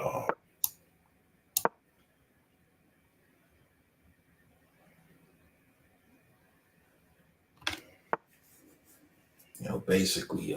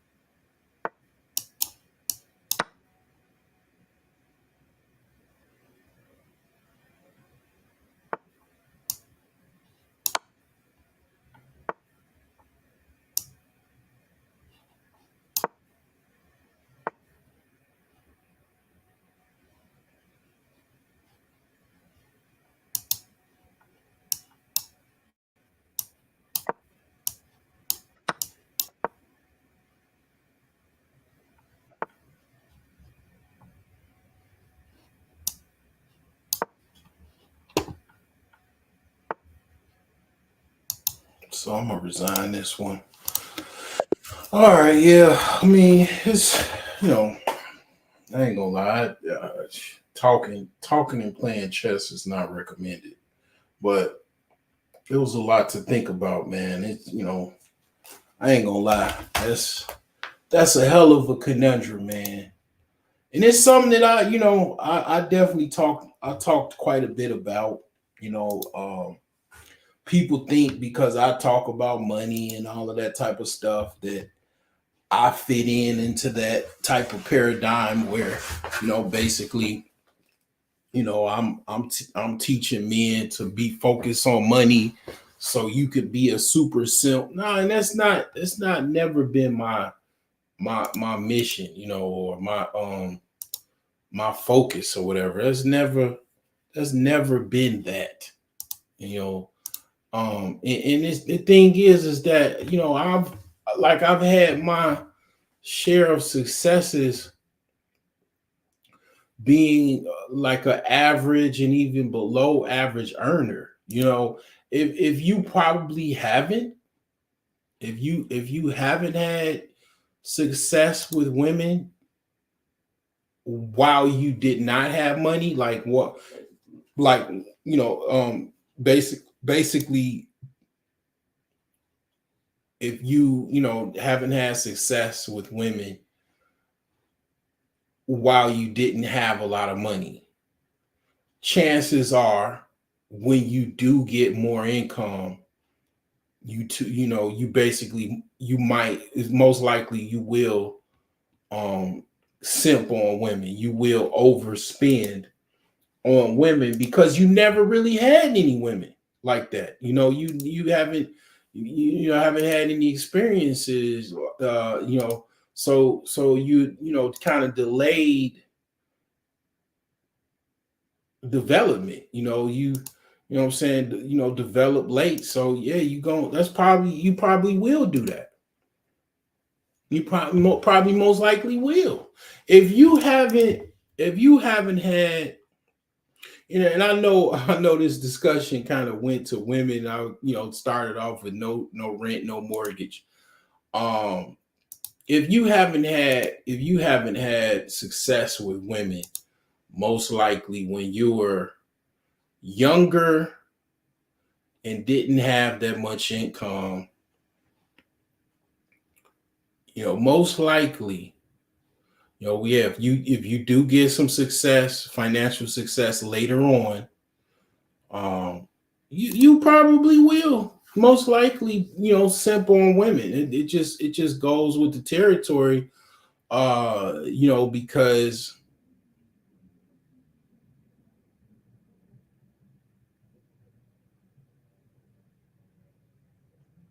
it just is what it is. Like you never had that experience.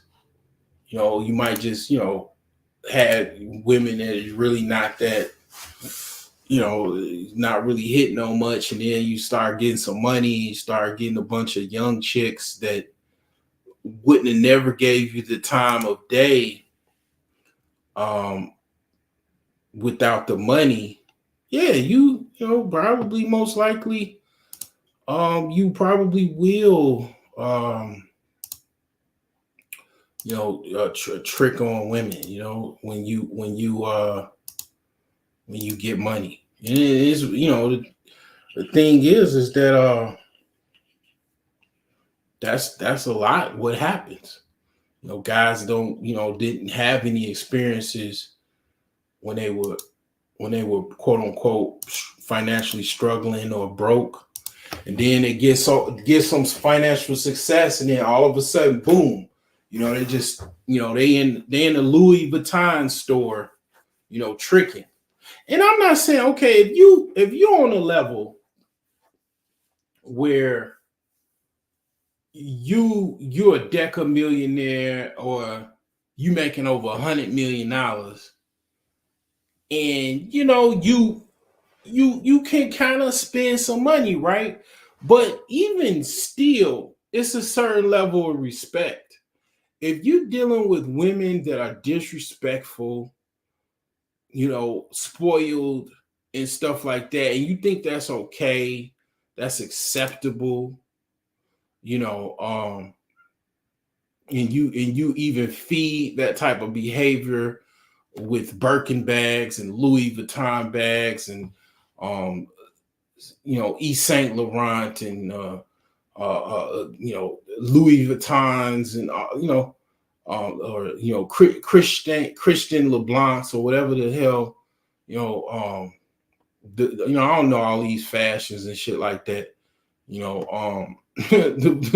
Probably the most I ever spent on a woman was at Nike Town. You know what I'm saying?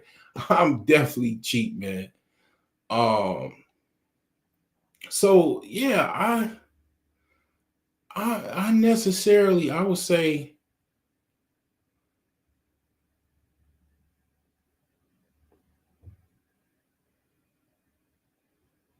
I mean, the thing is that when it comes down to it, I definitely understand that a lot of men probably have not had any experiences. Then they, make their way into some money, and then, they just automatically tricking on, women. That dude that they just gave 25 years, the FTX guy. It got it started that Sam Bankman-Fried. That's what he did. That's exactly what he did. He was getting money. It was basically a Ponzi scheme. you know One of the things, Jews are known for Ponzi schemes. They have a reputation. Nigerians have a reputation being scammers, right? Like internet scammers and stuff like that. Well, one of the things I have to note that Jews, white Jewish men, have a reputation for having Ponzi schemes, having some type of corporation, some type of firm, and basically it being a Ponzi scheme. And it's like that, very much, they're well known for that, like to they have some type of Ponzi scheme where, basically they don't they have zero fiduciary responsibility, and they take it even a step further where they basically taking the money from their clients, and they basically have no interest to make their clients any money, and or stealing outrightly from their clients, and of course getting caught and getting extensive jail time. But I guess the experience of doing it, the money that they do get from it, and or possibly even shelling that money out to other family members and stuff like that, they'll risk doing that, risk doing that, and going to prison, and then hiding that money to maybe other family members or sort, whatever. Um, and they'll do it. I mean, that's just one of the things. That's one of the things that people do, that Jewish people are known for doing.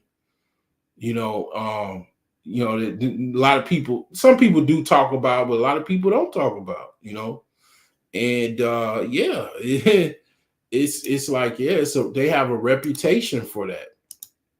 It's pretty much a reputation. But yeah, he was tricking on women, and he was tricking on some, it's kind of like weird nerd looking chick that he was tricking hard on. She was helping him embezzle and hide the money, that they had for that company.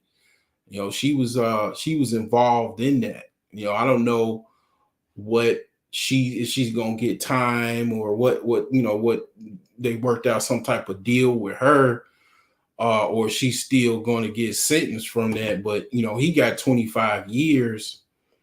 I don't know what type of time she's going to get from that. But yeah, a lot of dudes, that's what they do. And like I said, it gives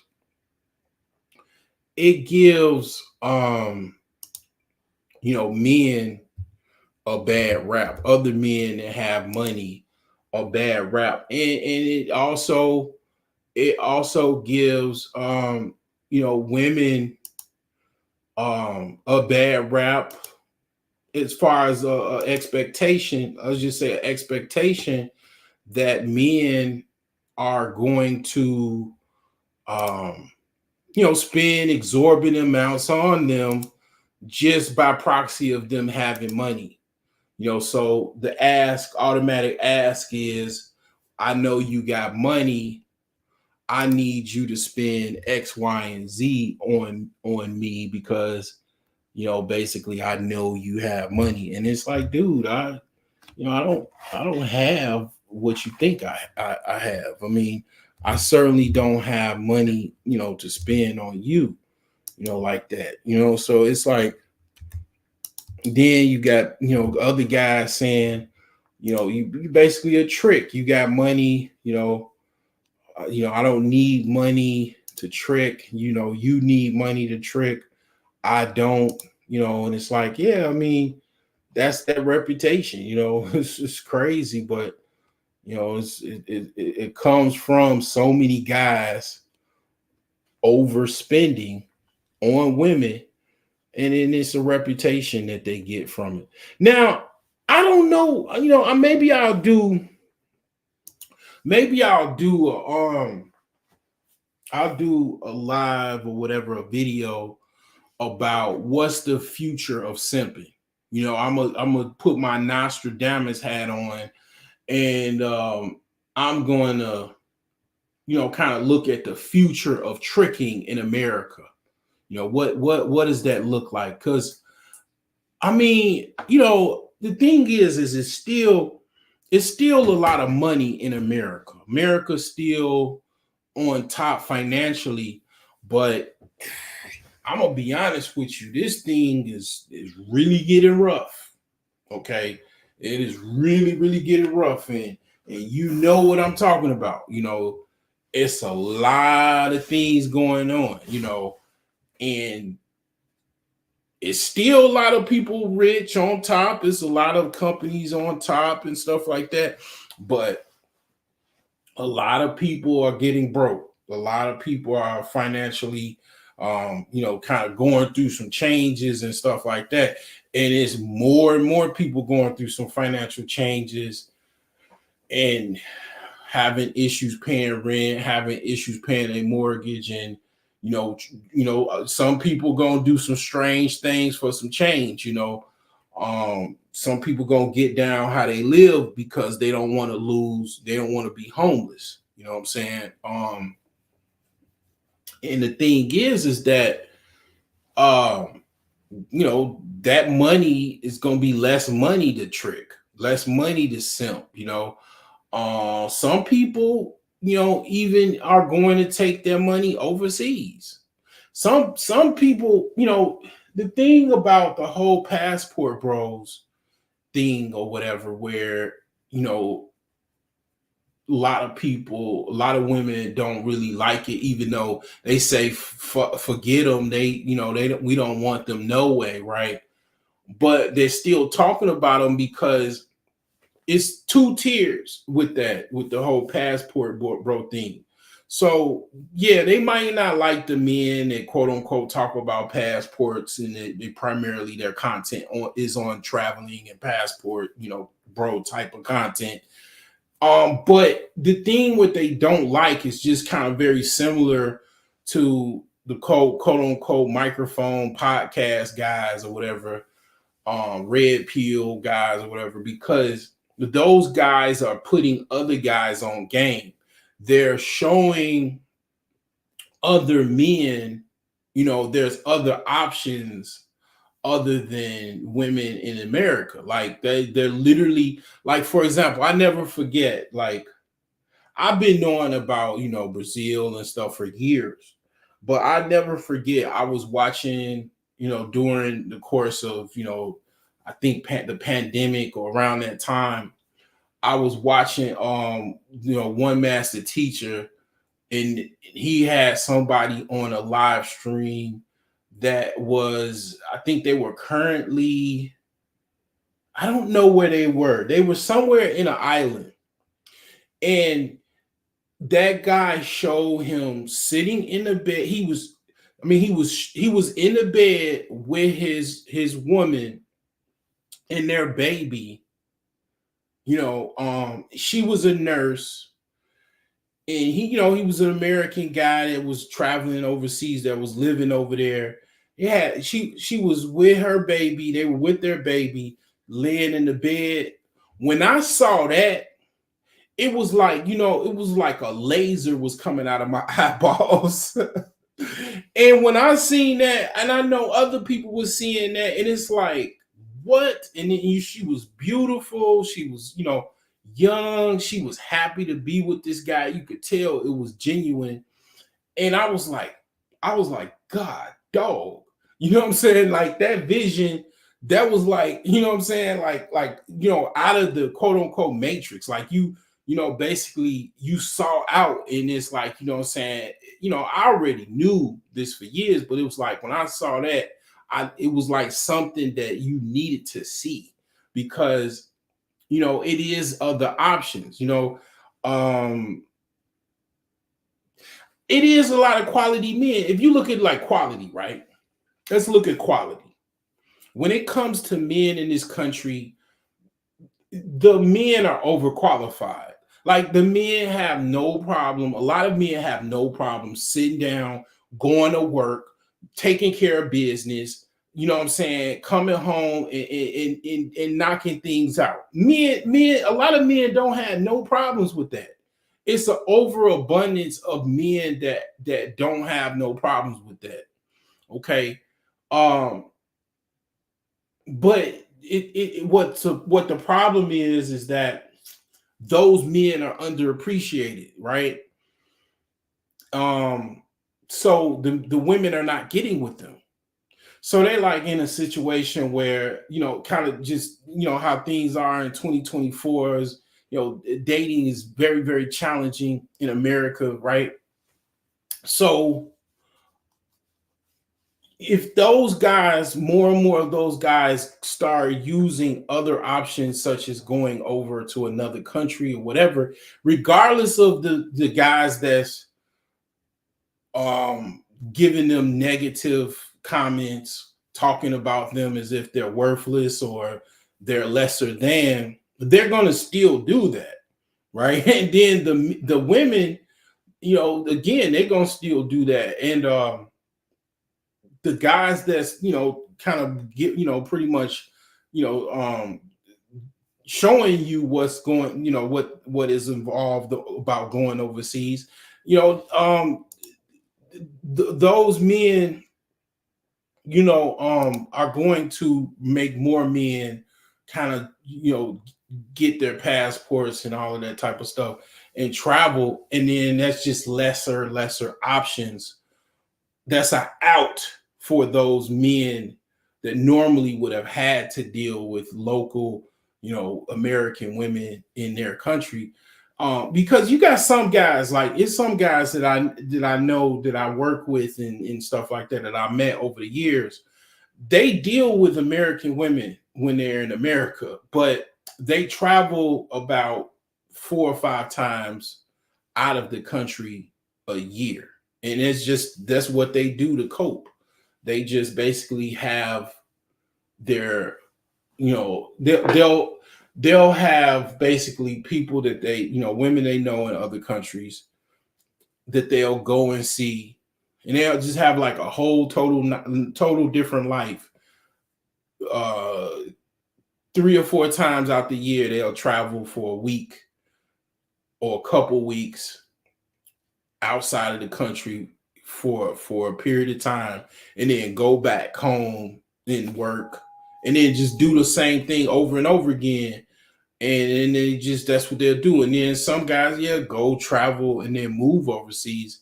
And then some guys just travel every now and again. I mean, but even them doing that, they have an out and they know it's an out and they're going.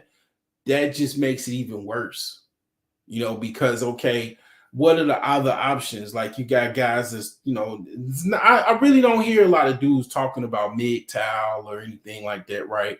Um, as they used to talk about, right? Um, a lot of the guys that's even talking about, quote unquote, what, like not dealing with black women or whatever and all of that. Those guys, a lot of those guys, they did transfer over to being quote unquote passport bros. Though a lot of those guys are now passport bros, most of them, or a lot of them. And it's like, yeah, I mean, what does that lead the American women? Because see, here's the problem.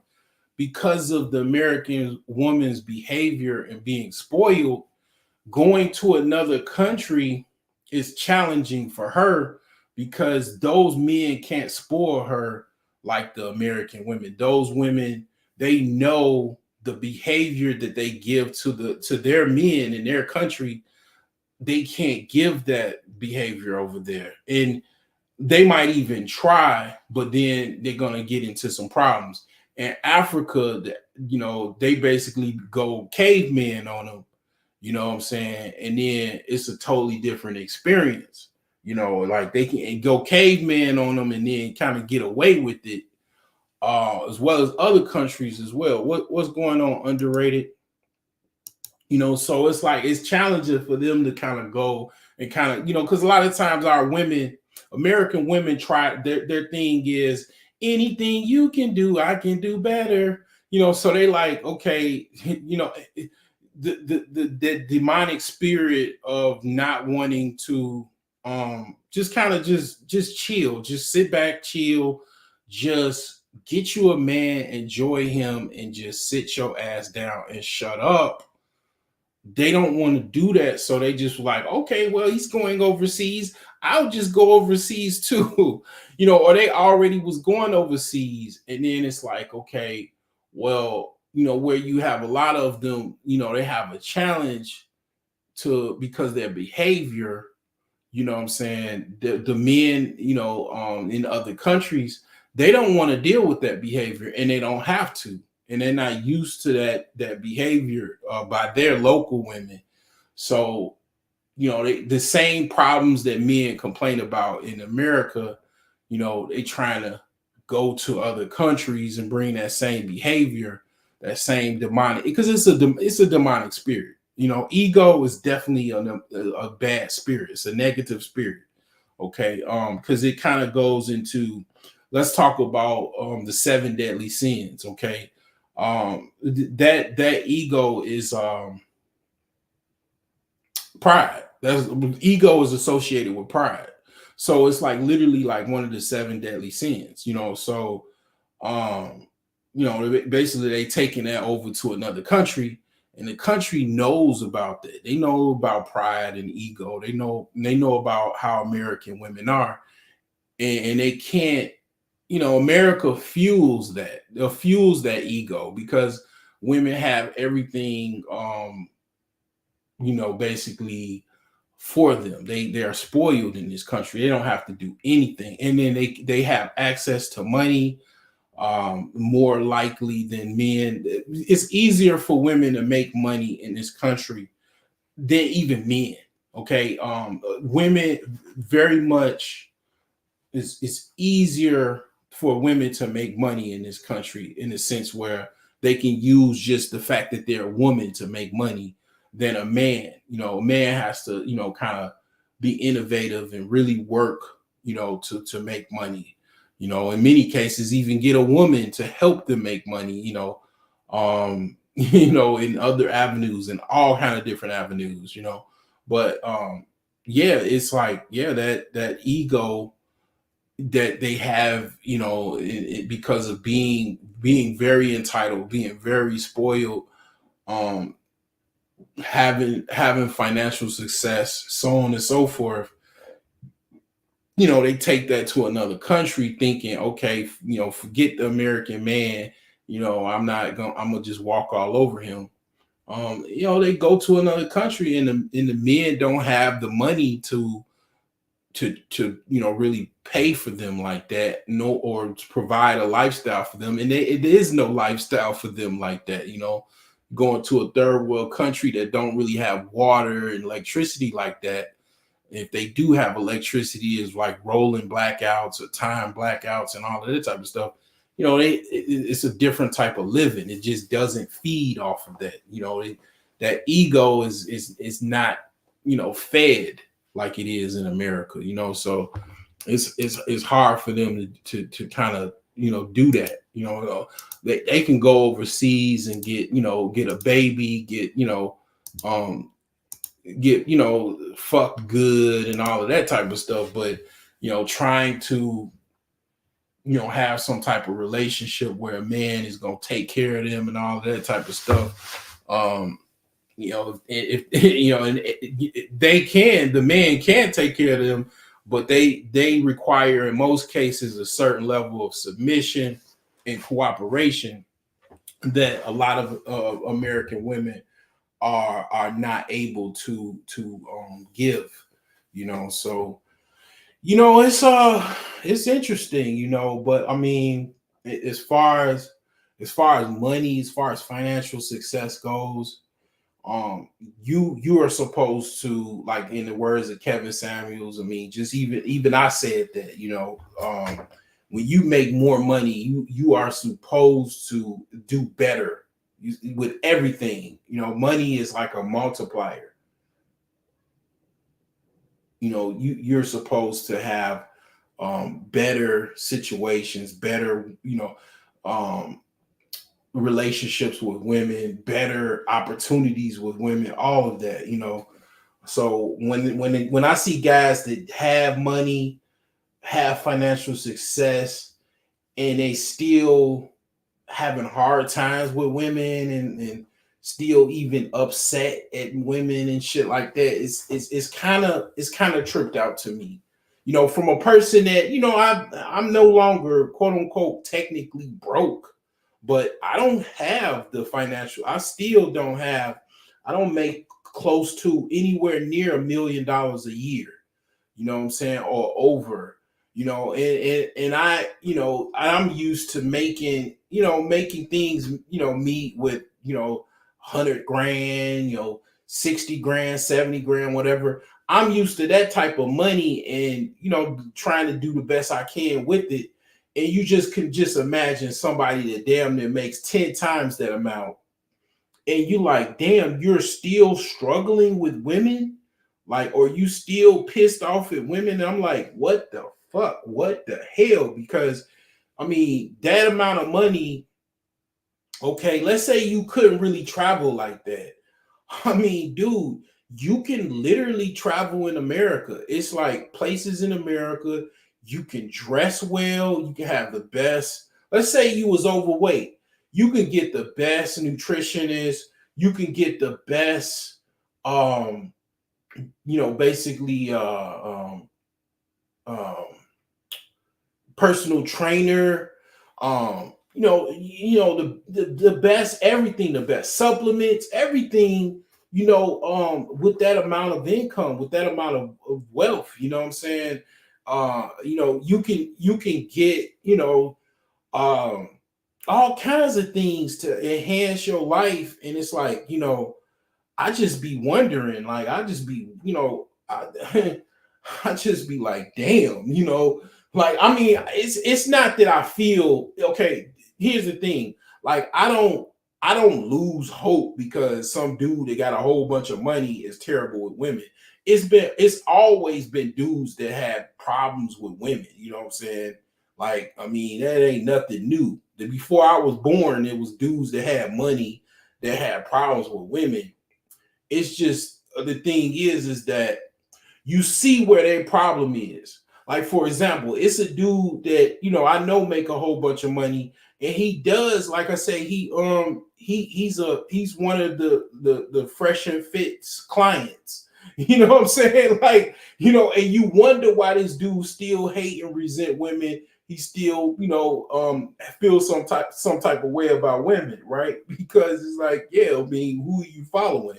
Dudes that have still problems with women, that are terrible with women, and giving other men advice, and made a whole bunch of money giving dudes advice on women. You know what I'm saying? Like, it's like, of course, you know what I'm saying? Um, so it's very interesting as far as my mental, my level of just thinking about it. You know what I'm saying? It's really tripped out. It's really kind of, open the discussion, open the doors of conversation. Kind of, it's a teachable moment. You know what I'm saying? Like, as far as, what you see with these guys, and a lot of different men that have these, have money and financial success. And you, like, you a guy that, came up, lower middle class town, basically kind of close to an urban center, like Chicago. And you done been with women since you was in high school. You had a lot of success with women in high school. In college, you was, like, I'll never forget when I was in college. I was 18 years old, 18 and 19 years old. I had a one bedroom apartment that I shared with other roommates. And I never forget, in my heyday, like, I had a woman for every day of the week. Only exception Saturday and Sunday. One of them, she was an AKA, you know what I'm saying? Like, I was like, that my head blew up, at that point, and it never deflated. Like, I mean, you know what I'm saying? Like, I mean, I had a reputation, you know what I'm saying, like to the point where I'm like, why is these chicks coming to see me and shit like that? And I figured it out. They was talking to like they was spreading information like this dude is literally, you know what I'm saying, breaking beds. Like, you know what I'm saying? Like, I was like, why is these chicks just, reaching out to me and shit like that? They was telling other women like this dude is blowing backs out. Like, you need to go see him. And it's like, you know what I'm saying? Like, I didn't really have, I ain't gonna lie to you. My homie had a lot of experiences in high school.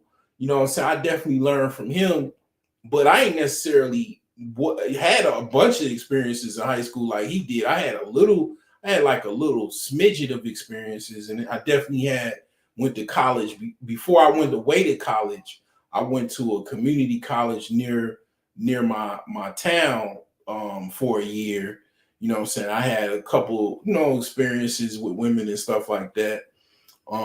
Being like 17 and 18. But like, yeah, when I went away to college, man, I mean, you know what I'm saying? Like that experience put me on a whole nother level. By the time like a year later, year and a half later, I went to the Navy, you can't fucking tell me shit about no regular woman or anything like that. I'll give you a model, a font like a 9, 10, even 8 or whatever. I get you. Those are beautiful women. I mean, I've been with maybe a one or two, 3 women like that or whatever. I've definitely dated, tried to talk to women like that. I mean, but the thing is, as far as women, the combination of me going away to college, going down to, basically Champaign, Urbana, Illinois, being basically on near U of I campus, going away to the Navy, you know what I'm saying, basically being in Chicago, you know what I'm saying, those 3 things, like going all over Chicago, you know what I'm saying, like, I mean, dealing with Chicago women, like those 3 things, you can't fucking tell me shit about no goddamn motherfucking women, man. Like, and I ain't never been rich. Never even. I mean, I started the first job I got that I was making 50 grand. I didn't start making 50 grand, and that's not that much money, I know, but in Chicago, you know, I first got a job making 50K when I was working for Chicago Public Schools. That was like 2008, right? Um, that was the first time I ever made $50,000. Like, and that's not that much, right? But I was single. I didn't have any children at the time. Um, so I've been working since I was 16. So I was never really making no money like that. Like, and I man, you know what I'm saying? Like, when I done had all kind of, you know what I'm saying, situations and experiences and stuff like that. And then I was hanging with the same friend that I had in high school, and we was, I was like the wingman, you know what I'm saying? And I mean, it was a wrap. You know what I'm saying? Like, because at that point, I was already experienced. He was already super experienced. I mean, you know what I'm saying? Like, I mean, it was a wrap between the west side of Chicago, south side of Chicago. I mean, it was a fucking wrap when it comes to, like, you know what I'm saying? We was like 2 lions, literally, you know what I'm saying, just ripping things to shreds, you know what I'm saying? It's just, think people fall out, and people, shady and shit like that, you gotta move accordingly, you separate or whatever, go on your own. But the thing is man, if you ain't had the success when you was like up and coming, and you ain't really had no financial success, it's hard to not, because in the back of your mind you never had that. It's one thing to have never had, and then you have now, an experience. But when you've had that experience, and then you open up to more opportunities, you know how to handle things because you've already been that dude. You already have had experiences. You know what it feels like. I mean, it ain't nothing with a woman that I've never experienced, other than I ain't really into no fucking you know ass and shit. Like, I ain't anal and all that. I ain't, that ain't my shit. I'm not in, pause. Like, that's not my thing. But as far as everything you can possibly think of with a woman, I've done. I've seen my fucking nut go in a woman. I mean, but not so much seen it, but I've nutted in a woman, and I've seen a baby come out of that motherfucker. Like, I mean, I've seen my own, climax manifest into a child. I've made, young women. Like, I'm making women. You know what I'm saying? Like, I'm on a totally different level. And I don't look at, like I said, I don't look at children like, I need to go have an abortion and nothing like that. I look like, I think that's very beta. That's some beta shit. When you don't like, I'm gonna tell you, and this is, I've said this before. That's beta as hell. That's one of the antithesis of being a beta male, when your seed ain't shit to you. Because, see, here's the thing: alpha male. What is the whole alpha, beta, all of this stuff? What is it about? Male hierarchy. What is it about mating? Where you are as far as on the fucking charts as far as mating with women. When you're saying your seed ain't shit, you don't want your seed to manifest into, a boy to be a man just like you, to look like you, to be in your essence, a woman, a young girl, to be kind of like you, be like a female version of you, like a princess. If you're saying that you're so inferior, that you scared of your children, like you scared of having your own children. You absolutely, you're that's the antithesis of you being a You're beta. automatically beta. Automatically, you're beta. You're beta as fuck. Because the ultimate goal in life is for you to manifest your seed and make a baby, make your own version of you, that you will be stronger, smarter, an evolution of you. And you saying you don't want your own children to be manifested. That's some beta shit. That is absolute. That is more beta than you could possibly think of. And part of being an alpha is that you want to have as many children as you possibly fucking can. You know what I'm saying? I know people don't tell you this shit, because I don't even like telling you this shit, because you know um it's really like, it's really deep. Like, it's um people don't want you to have no kids, and they definitely don't want no black children. They don't, that's why there's so many Planned Parenthoods in, around black communities and shit like that. So they definitely don't want me to, they don't want nobody talking about no shit like this. But I've said this before. Yeah, that's absolutely beta than a motherfucker. I ain't never thought no shit like that. Don't even make sense. Like, you don't want yourself. You don't want you to manifest. Like, you don't want a boy or girl version of yourself. It's absolutely that's the antithesis of being a lower tier male. You know, I mean, basically no confidence, whatsoever. You know what I'm saying? Like, your son is supposed to carry on your legacy, your business, your wealth, your name, everything. Your daughter is supposed to, carry on your genes, carry on, be a, basically a girl, a female version of yourself. your future princess, your future queen. Like you don't. I mean, I'm sorry, I'm sorry, your elders failed you. You know what I'm saying? I'm sorry, you know what I'm saying? I'm sorry that you feel that way. Cause that shit is weak. That's some weak sauce. You know what I'm saying? Like that's absolutely you a weak dude.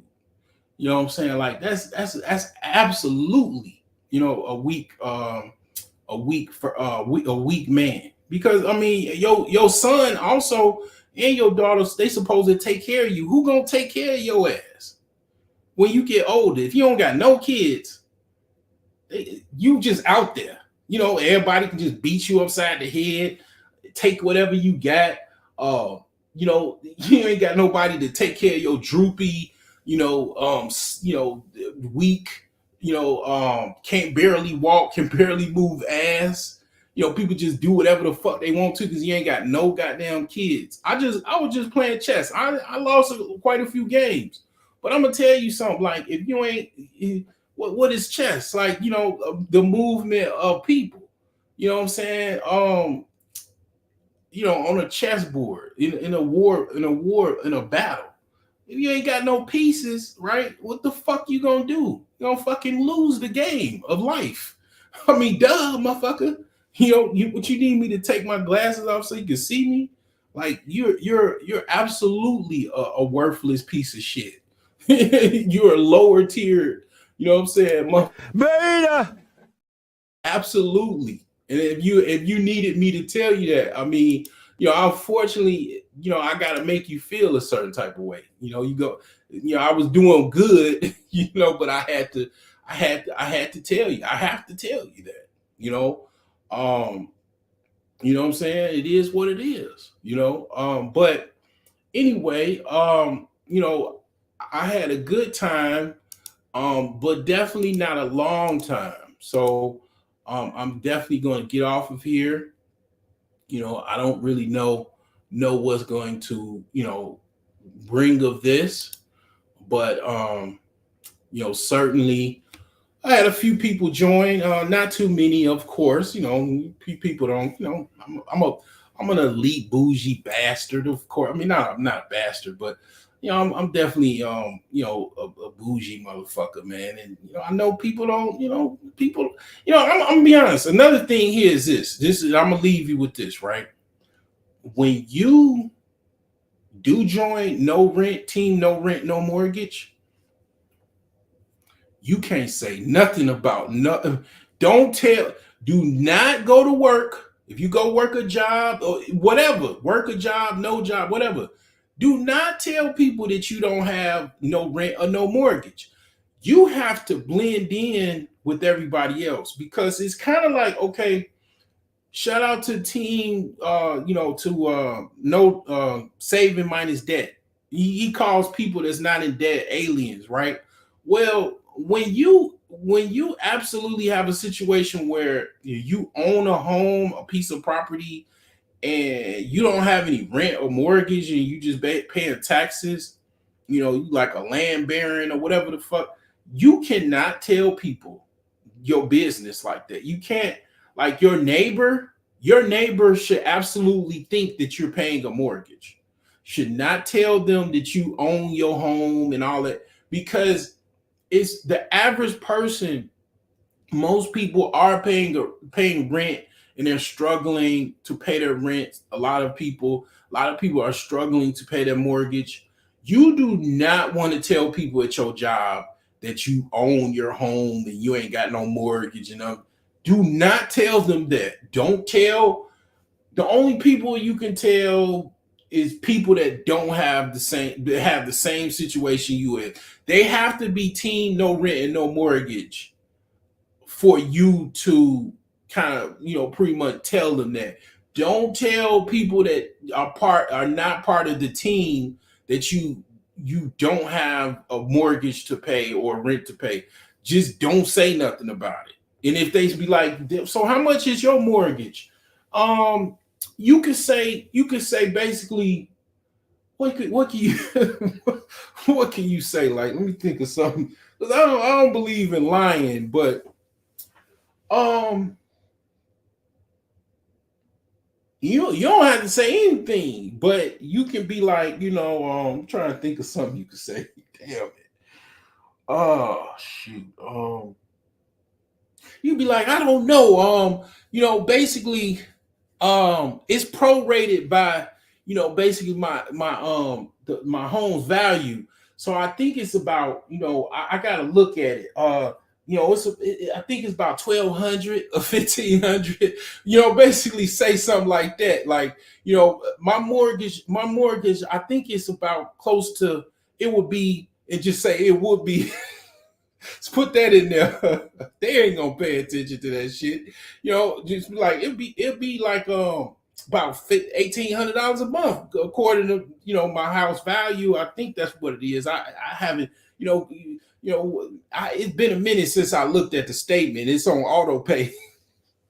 That's what you got to say, because I'm telling you, you don't want to let them know that you know what I'm saying, you ain't got no rent or no mortgage, because you rich and you want to make it seem like you not, because they gonna think some type of way, because when they signing they check and they paying their rent and they paying their mortgage, they gonna feel some type of way. They gonna feel sour that you don't have to do that. You have to sign your check and everything for the tax bill. You know what I'm saying? Like, I gotta pay my taxes and shit. That's your reality. But you can't, you know what I'm saying? Like, you on another planet, like you damn near on another island or some shit. You cannot tell them that you don't have no rent no more, because you're gonna be left out. Like, if you have a lot of people that are just kind of like, you live in a regular neighborhood, you not, even if you probably in a rich neighborhood, you just don't want to tell nobody. You got to keep this a secret. This is, I'm not one to tell people to keep secrets, but this is, I gotta inform you, this is something that you do have to keep secret, because people gonna feel some type of way, especially you don't want your neighbors to know that you ain't got no mortgage or whatever. They already will be like, you're not paying rent, but you want to make it seem like you are paying a mortgage. You do not want to let them know that you ain't got no mortgage, because that's just watch. You tell them, and then, basically the next day, the next week, they're going to stop talking to your ass. And then when they look at your ass, they're going to be quiet. They're just going to be looking at you, and then they might have a smirk or roll their eyes at your ass, because you told them too much. People feel bad when they got to pay their mortgage. You got a lot of people that's struggling, trying to pay their mortgage, trying to pay their rent, and that's not your reality. Don't get me wrong, people don't care. Like, I'm gonna speak for myself. I work hard. I fucking put risk everything to make this reality. And my reality ain't necessarily comfortable. I ain't gonna lie to you. I'm still going through renovations, and it's hell. But I fought tooth and nail. I done struggled. You done seen me struggle on this channel to make this a reality. It ain't been easy, and it still is not easy. But people don't care about that. They don't give a fuck about like what you had to do to get that reality, or how you had to struggle to get that reality. They just, all they know is you have that reality. And I like, again, just something you kind of got to kind of somewhat don't keep on the low, because you just don't want people to know this, like, because they just gonna think some type of way. It's like, just imagine somebody know you got like a little small pot of gold, right? And they know you got it because you told them.